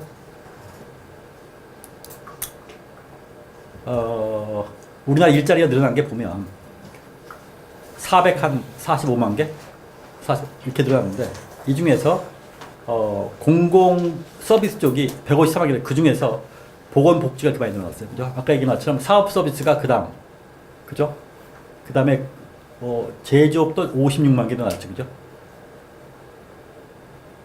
그러니까 제일 많이 늘어난 게 요거는 요 안에 포함된 거고 요거 도소매 음식 수가 이게 개인 서비스업 있죠. 그죠? 일자리가 어디서 많이 늘어나는 걸 보면 알 수가 있어요. 그죠? 이거는 뭐냐면 복지 서비스업은 우리나라 병원 의원 이런 게 고령화되니까 그 옛날보다 훨씬 더 자주 병원을 가게 되고 기대가 높아지니까 요즘에 옛날에 감기 그냥 집에서 했는데 요즘에 감기 걸리면 다 주사 맞잖아요. 그때부터 시작해서 많이 일어난 거죠. 아까 이건 말씀드렸고 근데 문제는 우리나라에 아까 얘기한 것처럼 임금 수준 낮고 할 수가 없는데 격차가 너무 크다. 그래서 상위 10% 요거는 임금은 아니고 소득입니다. 소득. 우리나라가 미국 다음으로 커요. 우리나라 굉장히 불평등한 나라입니다. 그죠? 이거는 노동소득 격차도 많이 반영이 된 거고 남녀 간의 임금 격차가 너무 큰 거예요. 너무 커. 아까 외벌이 모델이 강하게 남아있거든요. 여성 차별적이 남아있다는 게 여기서도 보면 드러나요. 왜 우리만 이렇게 또 크냐? 이것도 새 정부가 해결할 굉장히 중요한 과제입니다. 남녀 간의 격차를 줄이는 거. 여러 분야에 걸쳐서 줄여야 합니다. 저임금 비율도 아주 높아요. 그죠? 미국도 높아. 미국이 안 좋은 게 많아요. 노동시장에서 보면. 이게 결국은 노동시장의 이중화, 양극화 이런 것들이 굉장히 심각하습니다. 미국, 영국, 앵글로색슨 국가, 한국, 일본, 스페인, 이탈리아 뭐 이런 나라들이 노동시장이 격차 큰 거예요. 그래서 대기업과 공공부문의 정규직과 그 다음에 나머지 2차 노동시장에는 비정규직, 그 다음에 중소기업 간의 격차가 자꾸 벌어진다. 이거 보시면 이거는 기업이 아니라 사업체예요. 사업체. 사실 기업별로 하면 이것보다 격차가 더 벌어질 겁니다. 근데 사업체로 해도 가령 국민은행 같은 거를 중소기업으로 분류하는 국민은행 지정 같은 거를 그렇게 해서 따져도 자꾸 벌어지는 거야 이게. 이게 2006년부터 2015년까지 10년 동안 해본 거거든요. 10년 동안도 꽤 벌어졌죠. 그죠? 보시면 300인 이상과 이하가 쫙 구분돼요. 그죠? 300인 이상은 꽤 많이 받고 300 미만은 비슷하게 가요. 다. 아까 요거는 시간당 이거 월 평균인 거. 월 평균인 건 보너까지 다 포함해서 그런 거예요. 여기 보면 매월 지급되는 거다. 연말 보너스 월할분 다 포함해서 각종 수당 다 포함한 거 물론 5인 이상 사업장에 국한된 거죠? 이 통계가 뭘 썼더라? 그럴 겁니다. 막. 맞죠? 네. 5인 미만 사업체 전체 규모 근로자가 260만이 우리나라에. 근데 그게 뭐 자영업자하고 중간에 왔다 갔다 하는 것도 있고 5인 미만 사업체들은 사실은 그게 구체적으로 근로조건이 어떤지 잘 몰라요. 조사하기도 굉장히 어렵고. 그리고 그게 뭐 여기저기 농업부터 시작해서 뭐 온갖 것들이 흩어져 있어가지고 우리 얼마 전에 조사한 걸 보니까 거기에 근로시간, 지금 거기는 근로시간 그 중에 일부밖에 적용하지 않거든요. 그걸 다 적용하면 어떤 문제가 있을까 적용해봤는데 뭐 다행히 근로시간 법칙을 다 적용해도 별로 문제가 없다라는 뭐 연구 결과 나오긴 했는데 하여튼 이건 이제 아까 얘기한 것처럼 비정규직인데 이 비정규직으로만 보면 안 된다고 말씀드렸죠. 간접고용 비정규직 하청이라든지 용역 이런 것들을 다 볼 필요가 있다. 비정규직 이렇게 복잡해요. 이렇게. 우리가 얘기하는 게 한시제, 기간제, 시간제도 있죠. 시간제도 적어 나오고 있어요. 근데 시간제 중에 정규직은 거의 없습니다. 이게 10.5%가 10.8%로 늘어났고, 그 다음에 호출과 간의 노동이 있고, 파견 용역이 있고, 제가 보기에 이게 좀 적게 잡혔어요. 실제로. 3회 하청, 아까 고용공채 있고, 그 다음에 특수고용직이라는 게 있죠. 그죠? 이것도 이거보다 좀 살이 높을 텐데, 이거 합치면 뭐 이렇게 커지는 거죠. 자영업자가 한 560만쯤 되고요. 자영업자 요거랑 이거 합치면 약 700만쯤 되죠. 요거는 대기업 고용공시를 통해서 드러나고 있는 아까 말씀드린 것처럼 기간제하고 그 다음에 사내하청 요걸 합치면 40%가 돼요. 거의. 그죠? 그래서 정규직은 59.9, 60%밖에 안 돼요. 대기업에. 300 이상 대기업 전체입니다. 284만 명 되죠. 그죠? 우리나라 정규직은. 그리고 나머지가 190만 명 돼요. 이거 다, 요거 세 개 합친 게. 그런 거고. 그 중에서 간접고용 비율이 요게 19.5%. 근데 만 이상이 더 많이 있어요. 그죠? 크면 클수록 더 많이 있어. 비율이. 간접고용 요게. 어디서 많이 쓰는가를 본 거고요. 근데 문제는 아까 1차 노동, 2차 노동인데 대기업 정규직을 100으로 보면 중소기업 정규직과 대기업 비정규직이 약 60%쯤 돼요. 그럼 중소기업 비정규직 40%쯤 돼요. 근데 그게 그 최근 통계인데 옛날에는 조금 더 높았는데 그 줄어들고 있어요. 점점 더. 대기업만 높게 되고. 노동시장 이중구조가 임금에서 특히 일어나고 있다라는 걸 볼 수가 있어요. 이거는 월임금이나 시간임금보다 비슷해요. 어떤 걸 보더라도. 그 다음에 이거는 하청 단계별로 본 거예요. 하청 단계별로. 원청이 100이면요. 정액급여는 1차 하청 72.6, 2차 하청 72.2, 3차 62인데 전체 임금을 보면 100이면 52, 49.2, 49.9, 42.2 이렇게 줄어들어요. 이게 왜 그러냐면 여기 보면 성과급 있죠. 성과급이 보너스 비중이 굉장히 큽니다. 대기업들은 보너스가 600에서 800%예요. 근데 조그만 데는 기껏해야 300%, 400%밖에 안 돼. 200%밖에. 확 차이가 나는 거예요. 월임금, 이건 월임금, 정액급여는 월임금이에요. 월임금에서는 생각보다 차이가 안 나는데 이거 내려보세요. 이거 초과급여는 뭐 초과급여도 약간 차이 별로 안 나거든요. 이 성과급의 상여금인데 상여금이 큰 차이가 납니다. 여기 보면 상여금 적용률이 적용은 돼요. 근데 퍼센티지가 문제지, 그죠? 퍼센티지가. 그다음에 퇴직금 뭐 대충 적용되죠. 노조 가입률은 큰 차이가 있죠, 그죠? 청년 문제를 보면 시간이 없기 때문에 니트라는 말 들어보셨어요? 니트. 니트가 Not in Education, Employment and Training이에요. 교육도 안 받고 있고 고용도 안 돼 있고 훈련도 안 받고 있는 사람. 뭐 하고 있냐? 게임이에요, 게임. 우리는 입시, 그러니까 취업 준비생이 아마 훈련을 받고 있지 않으니까 이게 속하는 거일 거고, 그 다음에 이제 포기한 사람들, 비경에 빠진 사람들, 이런 사람들이 청년들 중에서 이런 사람들이 속하죠. 우리나라에 163만 명으로 17.1% 차지하고 있다. 이거 일본에서는 이 사람들 중에서 상당히 희귀구물이라고 들어보셨어요? 집안에 틀어박혀서 이 사람들이 나이가 40대도 안 나와. 그래 부모가 손 끌고 자고 있는데 우리도 앞으로 그런 게 생길 가능성이 있습니다. 인터넷만 하고 앉아있고 방 안에. 부모님이 속이 터지지. 그죠? 맞아요. 나이가 30살이 되도록 꼭 집에도 안 나오고, 이라 생각하고, 의욕도 없고.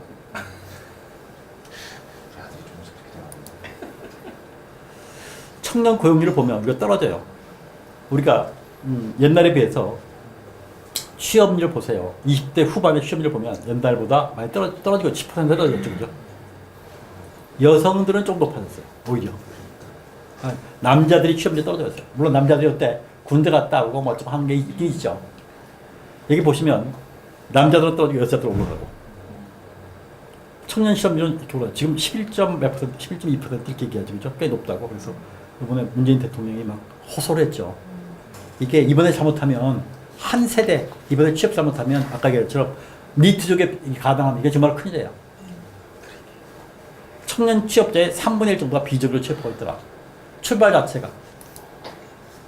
우리나라를 보면, 우리나라가 여기 있어요. 옛날에 55세, 64세보다 25세, 36세가 제일 우리나라 교육이 이게 대학 진학률이 가장 많이 점프한 나라예요, 우리나라. OECD 오는데 우리는 높잖아요, 이만큼, 그죠? 그래서 이것도 그동안 학력차별을 얼마나 당했으면 부모들이 이가 갈려서 자녀들을 무슨 수를 써서든지 대학을 보내려고 하는 결과 아니겠어요, 그죠? 노동시장이나 우리 노동시장 질서 가운데 학력차별이 아주 자심했던 거예요. 무시를 얼마나 당했으면.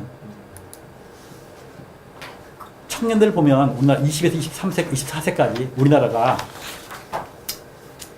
낮습니다. 그죠? 다른 나라에 비해서 요 안에가 실업률이에요, 실업률. 근데 다른 나라들은 벌써 이 네덜란드 이런 나라, 일본 보더라도 우리보다 훨씬 높아요, 그죠? 우리는 20대 초반에 취업률이 낮은 거는 뭐냐면 우선 대학을 늦게 졸업해요, 그죠? 그리고 군대를 가. 이게 참 큰 문제야. 다른 나라들은요, 대학을 졸업하면 23살 때면 다 취업해요. 우리는 20대 후반에 남자들 27, 8세, 여성들도 25, 6세 취업하는 거예요. 다른 나라보다 4년, 5년 늦어요. 근데 이게 젊을 때 4년, 5년이면 굉장히 큽니다. 일본은 뒤에 말씀드렸죠. 초기에 낮게 시작해요. 근데 20대 후반에 임금이 확 점프를 해요. 근데 우리는 늦게 시작하니까 우리는 처음에 많이 줄 수밖에 없어. 왜냐면 실제로 4, 5년 정도를 늦게 시작하니까 생애 동안에 노동할 수 있는 시간이 그만큼 짧단 말이에요. 그간 다 보내야 하는 거야. 근데 요때 오면 30에 34세 가면 이때까지도 낮아요. 근데 이때 가면 그래도 비슷해지죠. 그죠? 여기 낮은 거는 여성들 취업률이 낮기 때문에 그렇습니다. 남성은 높아요. 우리나라 노동시장이 대학 때 알바 시장에서 취업 재수하고 그래서 일부가 1차 노동시장 들어가고 취업 재수 안 되면 2차 노동시장에 들어가는데 생애인력자 이렇게 가는 1차 노동시장 이렇게 되는 반면 2차 노동시장 이렇게 돼서 이거를 세계 노동시장 다 따지면 이만큼 크다 이게. 요게 이렇게 돼서 좀 작으면 많이 갈 텐데 더구나 2차 노동시장, 1차 노동시장 갈 수 있는 이동성 사다리가 별로 없다 이런 얘기고요. 그러다 보니까 이게 늦은 결혼 포기, 늦은 저출산 이게 뭐 저출산 이게 지속 불가능한 사회가 만들어지는 게 이런 노동시장 구조나 청년들의 늦은 취업 이런 게 다 같이 연계되어 있다 이런 얘기고요. 일본 얘기 해볼게요. 이게 일본 통 희한한 나라 일본은 대학을 졸업하고요. 즉 첫 취업할 때 기업의 규모나 업종과 관계없이 다 월 임금이 20만 원부터 시작해요. 20만 원.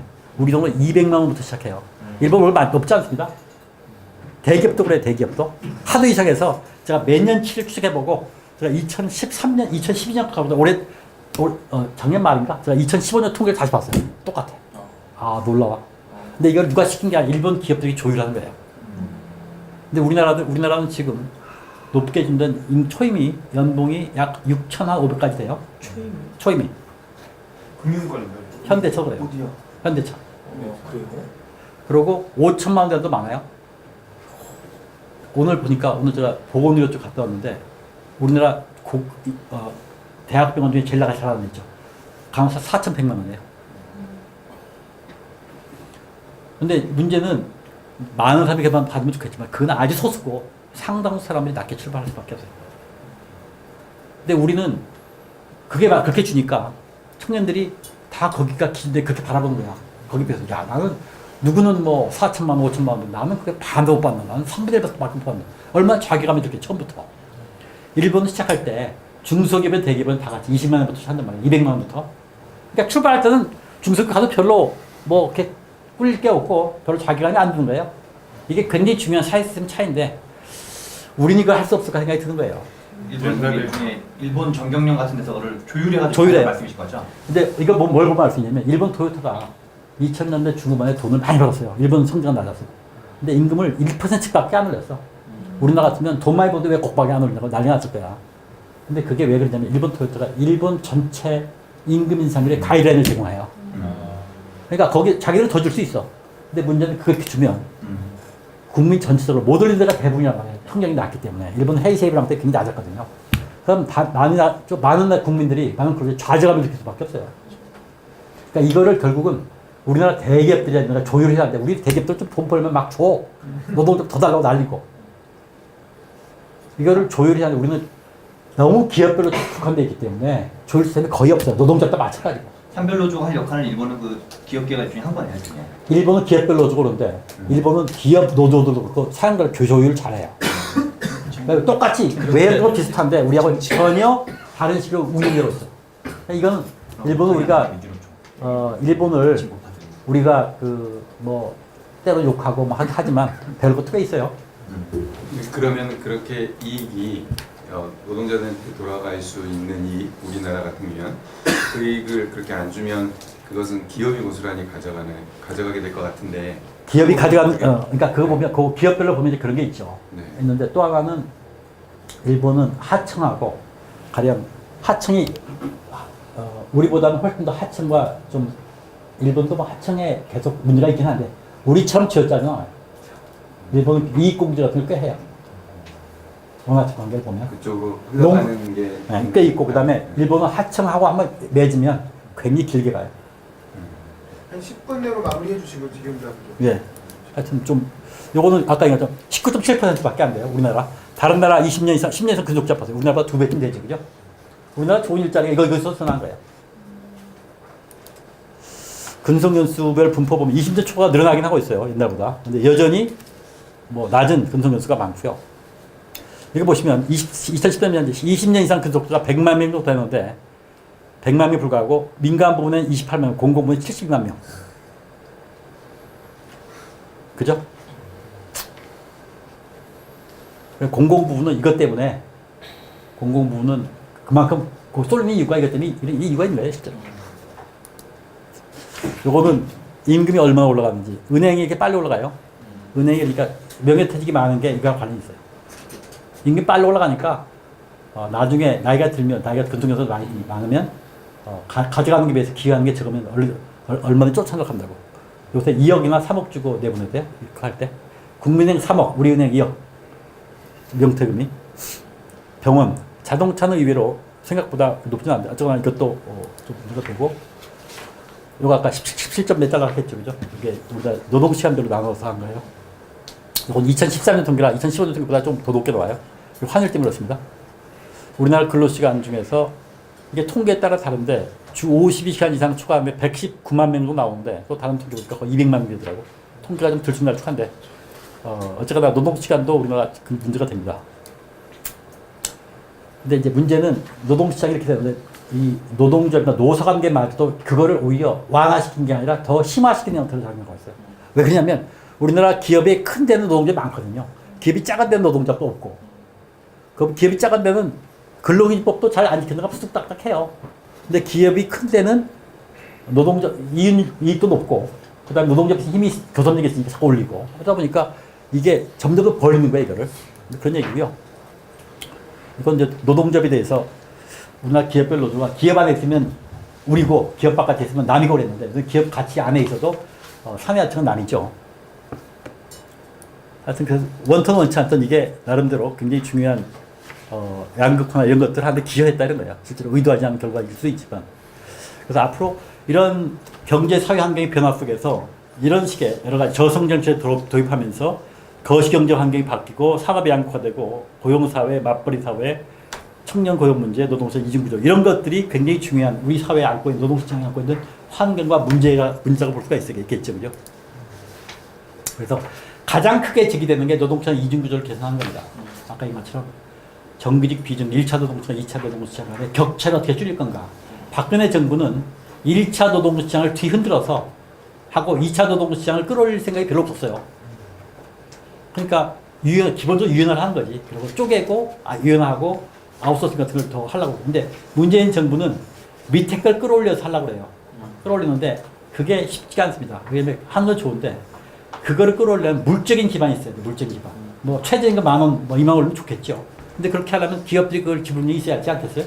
그걸 어떻게 할 건가가 좀 빠져 있어요, 지금. 그거를 앞으로 좀 중요하게 마련해야 한다고 봅니다. 그래서 저는 복지 같은 건 나누고 그냥 가능하면 기업별로 나눠져 있던 거를 좀 통합하는 걸 해야 한다고 보고 임금을 좀 이렇게 컴플릿 압착을 해야 한다고 봐요. 그래서 밑에 위에는 동결하거나 깎진 못하니까 밑에 걸 끌어올려서 자꾸 10년만 동결시키면 훨씬 줄 겁니다. 근데 10년 동결이 비현실이기 때문에 천천히 올라가고 여기는 아니면 동결하거나 하고 밑에를 계속 좀 올리고 뭐 이런 작업을 하면 문재인 정부 때만 노력만 하면 상당한 성과를 거두려고 봐요. 그래서 우리 사회가 그동안 고용 시스템을 보면 이렇게 갈기갈기 좀 발기발기 찢어져 있었어요. 비정규직, 3회 아첨, 용역, 특고 이렇게 해가지고 점점 더 그게 바깥에 있는 핵심은 적고 커진 이런 거였는데 지금은 그걸 한꺼번에 못하더라도 포용적인 고용 시스템을 가는 거예요. 크게 보면 그동안 굉장히 분산되어 있고 분절되어 있고 차별적인 고용 시스템을 차별이 없지만 차등적으로 관리되고 보다 모든 여러 가지를 나눌 수 있는 그리고 격차를 줄이는 포용적인 고용 시스템을 가는 게 굉장히 중요한 핵심 목표가 봐요. 근데 문재인 정부가 들어서서 이런 개념을 정확하게 정의를 못해요. 저는 여기저기 가서 이제 떠들썩해요. 앞으로 문재인 정부의 중요한 고용 정책의 목표는 노동시장 이중구조를 줄이고 포용적인 고용 시스템을 가는 거다. 제가 몇 군데서는 떠들려고 그래요. 왜냐면 이게 단적으로 그 특징이나 그걸 얘기해 준 거거든요. 그 다음에 아까 얘기한 것처럼 이것만이 아니라 아까 얘기한 것처럼 고령화에 대비하고 저성장에 대비하고 맞벌이 대비하고 이거는 지금 많이 제기가 안 됐어요. 물론 부분적으로 공약에 들어있긴 한데 이것도 굉장히 중요하게 이번 문재인 정부에서 여기에 맞춰서 우리 고용 시스템을 바꿔야 할 과제입니다. 이미 우리 고용 이게 옛날처럼 임금 인상이나 뭐 근로시간 줄이고 뭐 근로시간 이것도 줄이는 것도 단순히 양적 문제 양적 문제 훨씬 복잡한 질적인 문제가 있어. 비정규직 문제 어떻게 할까? 공공부의 비정규직 정규직하는 거 이게 단순히 양적인 문제가 아니에요, 그죠? 왜냐면 비정규직들이 지금 보면 내년 다음번에 얘기하겠지만 가장 많은 게 청소 뭐 그다음에 경비 이런 거예요, 실제로 공공 서비스 쪽에서 용역 보면. 그럼 이쪽이 공공 부분에 정규직으로 통합이 되면 이쪽도 그냥 호봉제를 만들어 이렇게 얘기가 나와요. 그럼 그대로 하면 또 문제가 되거든. 그럼 여기에 어떻게 적절하게 그렇다고 해가지고 10년 가도 똑같은 임금을 주면 안 되거든요. 그 숙련이나 경험이나 책임 그 직무에 요구되는 늘어나면 거기에 맞게끔 승진이나 승급 같은 걸 해줘. 승급 같은 거 책임이 있거든요. 근데 지금 아무것도 없어요. 그래서 그런 걸 많이 하고 그다음에 상대적인 임금 격차 어떻게 유지할 건지 우리가 다 똑같이 줄 수 없거든요. 그러면 아까 이거 직무의 가치나 직종에 하고 있는 역할이 성격이나 내용에 따라서 그걸 정해야 하는데 이걸 어떻게 할 건가도 굉장히 큰 문제가 남아 있습니다. 이건 얘기했고요. 그 다음에 일자리가 너무 기니까 얘기 나온 것처럼 저녁 있는 삶을 살면서 일생활 균형을 위해서 노동 시간을 확 줄여야 한다. 근데 이게 확 줄이는 게 생각보다 쉽지 않죠. 왜냐면 이게 사람들이 일거리가 없어도 집에 안 가고 늦게까지 있고 밥 먹고 뭐 천천히 하지 뭐 이런 것도 싫다고요. 그 다음에 어차피 늦게 퇴근할 거 초과수당 공무원 초과수당에서 항상 80만 원씩 앞으로는 저는 전환형 시간제 있죠. 정규직 시간제 이것도 적극 활용한다고 봐요. 그러니까 그러니까 그동안 시간 자체가 너무 질이 안 좋았어요. 지금 현재도 그렇고. 근데 정규직 전일제로 일하다가 가정이나 개인의 필요에서 육아라든지 환자 돌봄이나 장애인 돌봄 이런 여러 가지 필요에 의해서 자기는 좀 노동시간을 줄여서 일하고 싶다. 대신 비례해서 임금이나 뭐 보너스 이걸 받는 거 좋다. 그런 사람은 좀 전환해서 할 수 있게끔 하는 그 마련해서 해주고 그래서 그걸 근로시간 단축 청구권이라고 그래요. 청구를 하면 회사가 당신 그렇게 사업이 막대한 지역에 절대로 불가능해. 이런 거 빼놓고 허용을 하도록. 근데 그렇게 하려면 근로시간 관리를 잘 해야겠죠. 왜냐면 우리나라 근로사업주들이 사용자들이 두 가지 있어요. 하나는 대면주의. 얼굴 보고 일을 시켜야 돼. 두 번째는 뭐가 있냐면 불러서 그 자리에 있어야 돼. 그래야 바로 일을 시킬 수가 있습니다. 즉흥주의. 이걸 깨야 돼요. 핵심을 찝으시네요. 반듯한 일들이 여러 가지가 있는데 뭐 이거는 한번 읽어보세요. 시간이 별로 없기 때문에 이게 중소기업, 그러니까 아까 얘기한 것처럼 우리가 물적인 기반, 노동시장 이중구조를 상향 평준화시키게 하기 위해서는 굉장히 중요한 게 중소기업의 혁신 능력을 강화시키는 거다.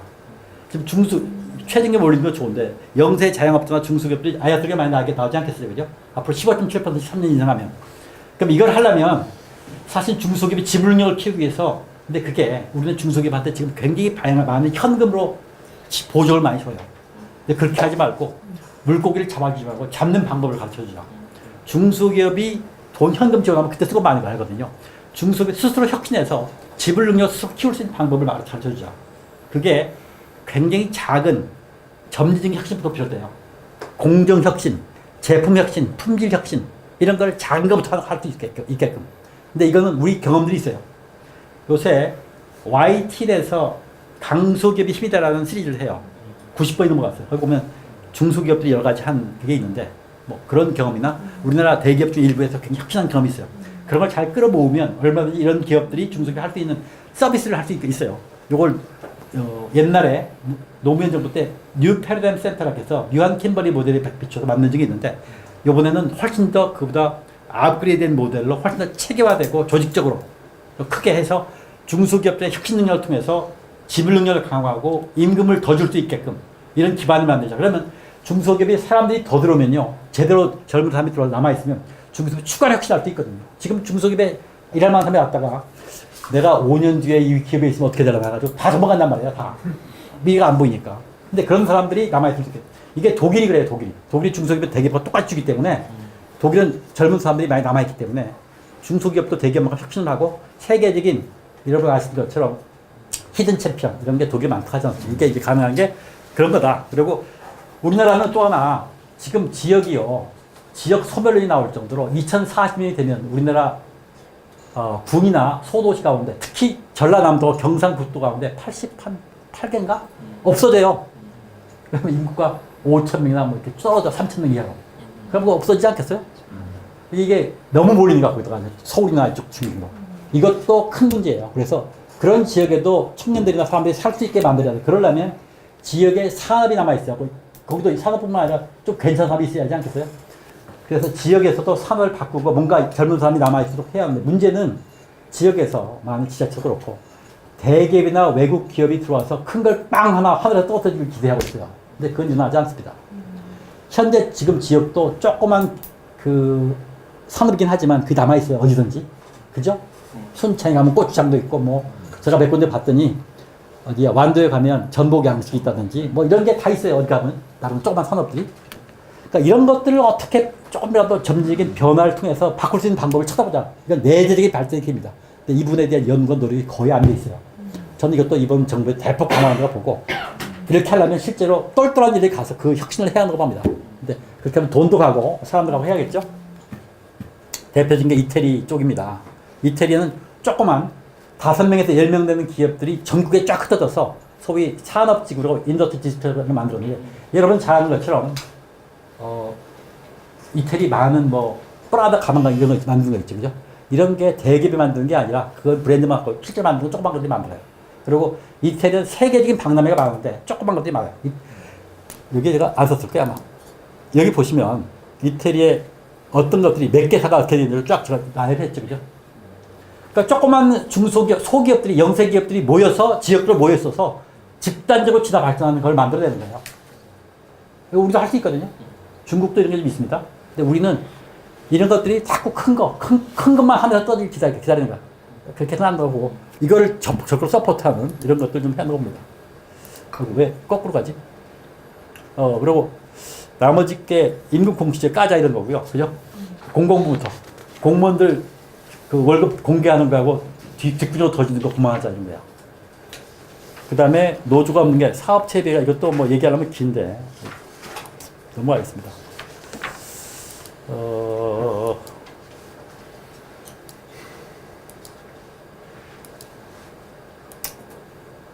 은행을 보니까 이건 2011년도에 7천 몇 명을 조사한 건데 노동시간이 월 62.8시간이에요. 연장으로. 근데 10시간밖에 안 줘요, 월급을. 그 연장으로서. 그래서 우리나라 사무직들한테 임금을 근로시간을 정확히 계산해서 근로시간 하는 것만큼 다 주도록 하자, 월급을. 그러면 기업에서 어떤 현상이 나타나면 연장근로 할 때 반드시 결제받으러 할게요. 그럼 왜 연장근로성 줘야 하니까. 그러면 빨리 끝내고 가라, 빨리 끝내. 지금처럼 뭐 저녁 먹고 하지 뭐 이런 게 없어요. 그러니까 그러면 두 가지 효과가 있나. 빨리 보내고 또 하나는 꼭 필요하면 실제로 좀 돈을 더 주는. 이걸 만들어야 우리는 프리목층에서 포괄임금이라고 해가지고 지금 뭐 일본에서 이걸 서비스 산업 이걸 많이 하고 있어요. 이건 사무직 도처 남아 있습니다. 대졸 사무직들. 다른 나라는 포괄임금제가 없는 건가요? 다른 나라도 찾아보니까 유럽 같은 경우는 유럽 같은 경우도 일부 있는데 유럽은 전문직인 이런 쪽에 있고 상당서 지키고 일본은 서비스업에 있는 거죠. 광고가 이용됐고 미국은 화이트 칼라 익셈션을 가지고 굉장히 알고 들어있어요. 미국은 하나도 배울 게 하나 없어. 미국은 뭐 배울 게 별로 사실 노동에 하면 별로 배울 게 없는 나라예요. 예, 이상 시간이 좀 되었습니다. 저는 좀 사실 공부를 늦게 시작했어요. 제가 76학번인데 78년도에 유신 받아서 좀 징열 가서 한 9개월 좀 살았고요. 복학했다가 다시 전두한테 잘려서 84년부터 93년까지 10년간 운수고 택시 쪽에 노동을 했어요. 94년도에 영골 유학을 가서 38살 가서 44달에 박사를 했어요. 그때 김대중 오빠 대개 망정이지 안 그랬으면 노동연구원 못해요. 국기경구위원인데 들어와서 지금 이제 2000년부터 현재까지 일하고 있죠.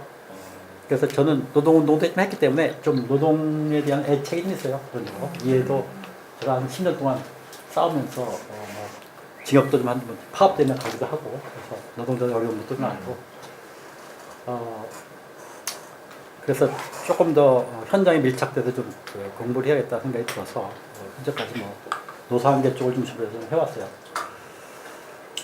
근데 이제 어쨌거나 전반적으로 보는 가운데 해야 하기 때문에 초기에는 이제 뭐 대기업 노조나 이런 데 대해서 좀 긍정적으로 보다가 어느 순간부터인가는 뭐 그렇다고 해가지고 좀 귀족 노조라고 얘기하고 싶진 않아요. 굉장히 아주 공격적인 내용이 있어요.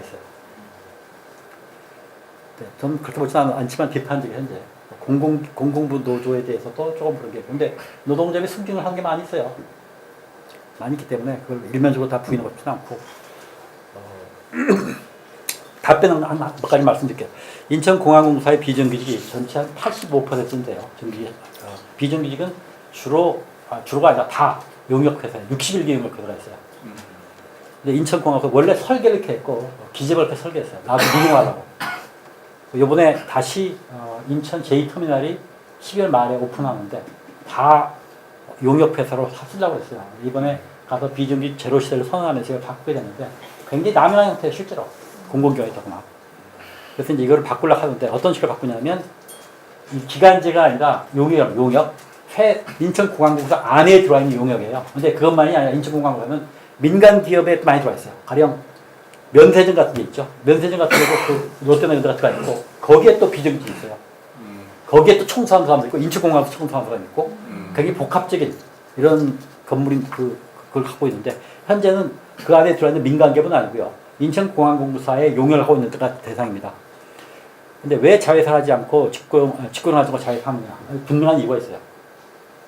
우리는 아직까지 차등과 차별을 구분을 못해요. 차등을 차별이라고 생각해요. 근데 명확하게 우리가 하는 업무에는 분명히 차이가 있거든요. 거기에 필요한 어떤 업무를 수행할 때 거기에 필요한 지식, 그 다음에 숙련, 그 다음에 난이도, 그 다음에 경험 어떤 건 굉장히 위험하기도 하고 그죠? 더럽기도 하고 이런 게 다 있어요. 그러니까 이걸 사회적 평가해서 거기에 적절하게 맞게끔 보상해 주는 게 기본이에요.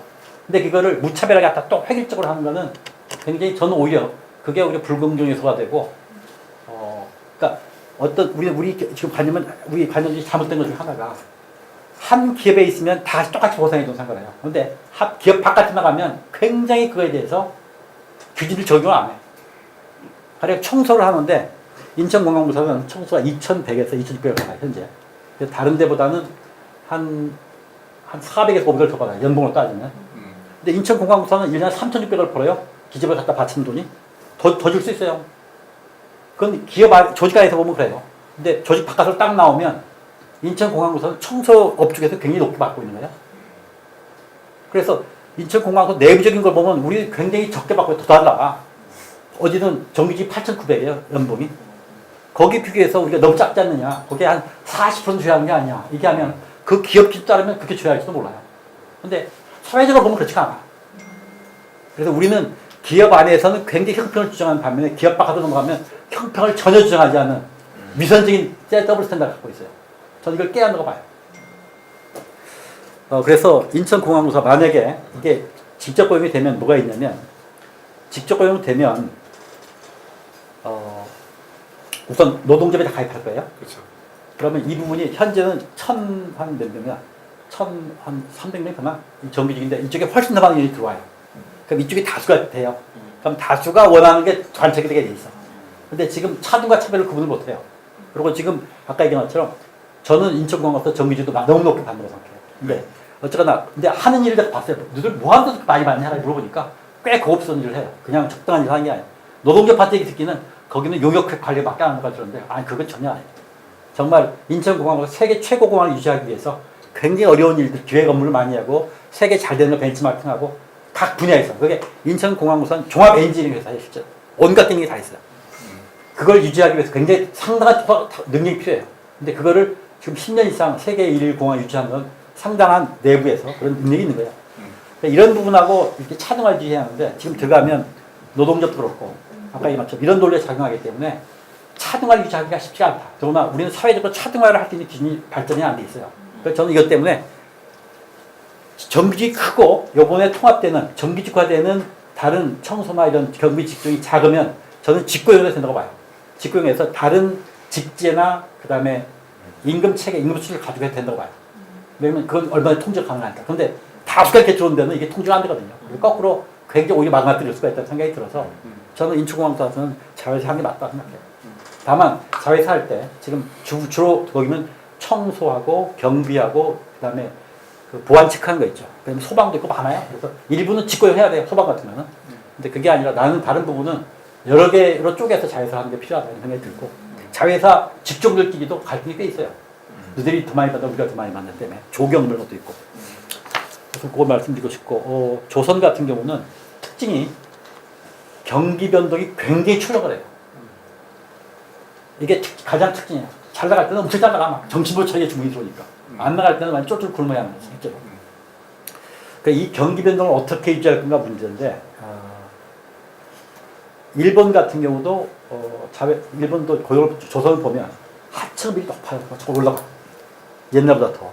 우리도 하청비리 낮았는데 최근에 확 올라가는 이유 중에 뭐냐면 조선을 또 얘기하면 조선이 우리가 89년부터 2015년까지가 해외 무역 흑자를 500조를 벌었어요. 우리 돈으로 500조. 그러니까 어마어마하게 돈을 버는 거예요 실제로. 근데 지금 70조가량의 부채가 있어요. 그래가지고 지금 죽일 놈이 돼 있는 거예요. 500조 벌어놓고. 근데 500조 벌 동안 하나도 준비가 안 나요. 미래 어려울 때를 대비해서. 그러니까 그것도 웃기는 거지. 단계적인 거지. 근데 조선 이런 것 때문에 벌 땐 잘 버는데 아까 잘못하면 이렇게 엄청 어려운 이런 게 있는데 이걸 어떻게 조절할 건가인데 우리는 그거를 사내하청을 만들어서 사내하청 물량틀을 만들어서 수량도 조정하고 만든 거예요. 정규직이 굉장히 좋아요. 조건이. 정규직은 보니까 약 7,700쯤 임금이 현대중공업 같은 경우는 높아요. 근데 이거를 지금 우리가 보니까 좀 우려스러운 게 지금 정규직 모델도 지속 가능하지 않을지 몰라요. 왜냐면 임금이 너무 높아. 중국이랑 막강한 경쟁자가 있는데 우리가 상당한 정도의 질적인 차이를 유지할 수 있는 게 안 되면 까딱하면 어려움이 있는데 그렇다고 조선이 당장 포기한 건 아니고 그래서 까딱하면 동이오토처럼 완전히 사내하청만 유지할 수 있는 회사를 정할 수도 있어요. 이게 좀 걱정되더라고요. 그래서 저는 조선을 작년에 1년 동안 조선하고 구조조정하면서 세계 다른 나라 조선하고 일본 조선, 우리 조선 뭐 여러 가지 좀 자세히 봤는데 산업조사도 좀 그런 걱정이 돼서 조선도 과거보다는 수주를 많이 해야 됐지만 지금 조선 20만에서 지금 15만, 14만밖에 안 돼요. 6만이 잘렸어요 그동안. 앞으로 한 4만으로 더 잘려야 돼 숫자가. 그러니까 20만 했다가 10만 정도로 좀 줄이는 정도가 지금 현재 앞으로 지속 가능한 형태로 실제로. 근데 이제 이 인력이 다 사내하청 인력 나갔고요. 그 다음에 사무직하고 기술직이 나갔어요. 생산직, 정규직이 거의 안 나갔어요. 그 사람들은 20년, 30년 이상 되는 일부 직장만 나갔어요. 그래서 이런 구조가 계속 유지될 수 있겠는가. 저는 조선이 정규직이 조금 나름대로 일정한 유연성, 그것도 기능적 유연성을 있으면 조금 더 내부하는 게 큰데 조선 대표적으로 예를 들면 기피직 중에 있어요. 5개 기피직 중. 뭐가 있냐면 도장. 조선에 도장을 한단 말이죠. 근데 이 도장이 편소가 안 돼요. 배 밑구리에 들어가서 한다든지 뭐 블록에 들어가서 해야 하기 때문에. 자동차는 이게 편소가 돼요. 왜냐면 자동차는 편소화되어 있기 때문에. 이게 굉장히 쉬운 일이 아니야. 그 다음에 용접하면 그걸 그라인더로 밀어가는데 덜덜 떨린다 이게. 하루에 8시간 하는 거 생각해봐요. 엄청 힘든 일이야. 이거. 그 다음에 족정이라고 발판 만드는 거. 그 다음에 케이블 포스라고 케이블을 이렇게 둥둥 감고 배 안에 케이블이 엄청 들어가거든요. 전기 케이블. 이거를 이렇게 갖고 뜨거운 데서 해야 한다고. 이것도 엄청 힘든 일이야. 근데 문제는 이거 정비직이 아무도 안 하게. 그러니까 이게 아웃소싱이 됐거든. 비정규직은 임금도 주게 받아. 엄청 노동시에 불공정한 거야. 근데 비정규직도 안 하게. 외국인 노동자야. 이런 것들이 어떻게 될 건가. 이걸 또 차등적인 보상을 반대 노동자들이. 힘든 일하면 더 줘야 할 거 아니야. 이런 모순이 그런 놓여 있어. 그래서 이런 부분을 해결하지 않으면 조선 쪽에서 사내하청 직고용하는 건 거의 불가능하다고 봐요. 뭐 저는 아까 말씀하신 한 가지만 말씀드리면 미국의 엘리자베스 워런이라고 유명한 그 상원된 사람 있죠. 매사추세츠. 이 사람이 전에 오바마 정부에서 미국의 컨슈머 에이전시 대표가 되려고 하다가 미국 공화당이 반대해서 안 됐어요. 근데 미국 컨슈머 에이전시는 막강한 권력이 있는 게 지금 소비자하고 일반 대기업에 비하면 소비자는 정말 아무것도 아니야. 엘리자베스 워런이 이렇게 토론한 걸 보면 이 사람은 약관을 다 읽었어요. 깨끗이 돼 있는 걸. 그래가지고 소비자를 어떻게 100개 먹는지를 낱낱이 본 거예요. 너 법 전문가이기 때문에 그렇게 알아. 그래서 들어가면 그거 가지고 조작한 거야. 대기업들을. 보험회사부터 시작해가지고. 그러니까 미국에서도, 그러니까 실제 우리가 지금 대기업 그것만이 아니라 대기업과 개별 소비자 관계도 굉장히 불공정한 거야. 우리 지금 그냥 공중거래위원만이 아니라 사실 컨슈머 에이전시를 만들어서 그걸 좀 해야 돼요. 안 그러면 뭐 지난번에 가습기 살균제부터 시작해가지고 지금 보험 약관부터 시작해서 소비자들이 당하는 게 많아요. 지금 이번에 나오는 이거 기본요금이죠. 이런 거 같은 것도 사실은 소비자한테 들어오는 소비자한테가 록하니까 못하는 건데 저는 그런 부분도 앞으로 기존 독점과 다르게 소비자와 대기업과의 관계가 생기는 문제도 굉장히 핵심적으로 떠오른다. 그런 얘기 생각이 들고 마크론의 요거는 프랑스는 복지국가 모델이 강했던 나라예요. 그리고 전에 프랑스 연금 개혁할 때 공무원 개혁할 때 못했어요. 워낙 세게 막 싸워서. 프랑스는 노동자들이 기업에는 약한데 바깥에는 굉장히 세요. 그리고 개인적으로 파업할 거리가 있어가지고 프랑스는 데모했다면 거리에서 싸우고 이를테면 미국 도보 해협 같은 걸 틀어막아요. 고속도로 틀어막고 우리보다 훨씬 세게 해요 프랑스는. 그래가지고 좌절시켰는데 공무원 연금 개혁할 때 결국 못했어요 제대로. 그러니까 프랑스도 적절하게 개혁할 때 못했는데 아마 그게 너무 지체돼서 이제 그런 게 아닌가 생각이 들고 복지국가 모델에서 우리는 개발국가 모델에서 복지를 조금 갖추자는 거. 거기는 복지국가 모델에서 너무 그게 결국 전후 그게 더 이상 지속 가능하지 않으니까 그걸 좀 개혁하려고 하는 건데 개혁을 충분히 못한 거야 실제로. 일부 개혁한 나라도 있고 영국이나 미국 같은 거 그걸 완전히 거꾸로 후퇴해가지고 그야말로 네오리버럴 쪽으로 갔다가 폐해가 많이 나타난 나라고. 독일은 그거를 좀 했는데 독일은 그때 개혁을 하니까 휴대전통이 하르츠 개혁하니까 독일은 또 문제가 드러나는 게 미니숍이 700만 개가 넘었어요. 미니숍이라 하는 게 한 달 월급이 450유로예요. 우리는 60만 원이 안 돼요. 근데 이거 저임금치가 확 늘어난 거야. 그러니까 최저임금 도입한 이거 거기 있어요. 독일에서. 그래서 나름대로 계획을 한 나라, 계획 한 나라, 안 한 나라, 안 한 나라로 문제가 다 있어요. 계획해봤더니 실업률은 줄어들었는데 저임금치가 확 늘어난 거야. 독일이 이거 임금피가 심합니다. 옛날 독일이 아니에요. 여전히 경쟁률 유지하고 있지만 노동시장 내는 그래요.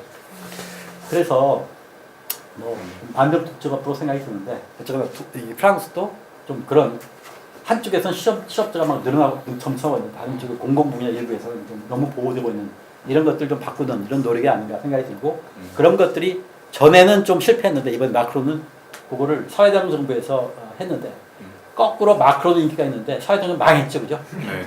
사회당 정부는 이번에 10분의 1 정도 떨어졌죠, 그죠? 그렇죠. 그러니까 이게 자기 정체성하고 자기 정체 반대로 이렇게 하면 어떻게 되는가 이런 좀 좋은 얘기. 아이고 너무 길었습니다. 죄송합니다. 감사합니다.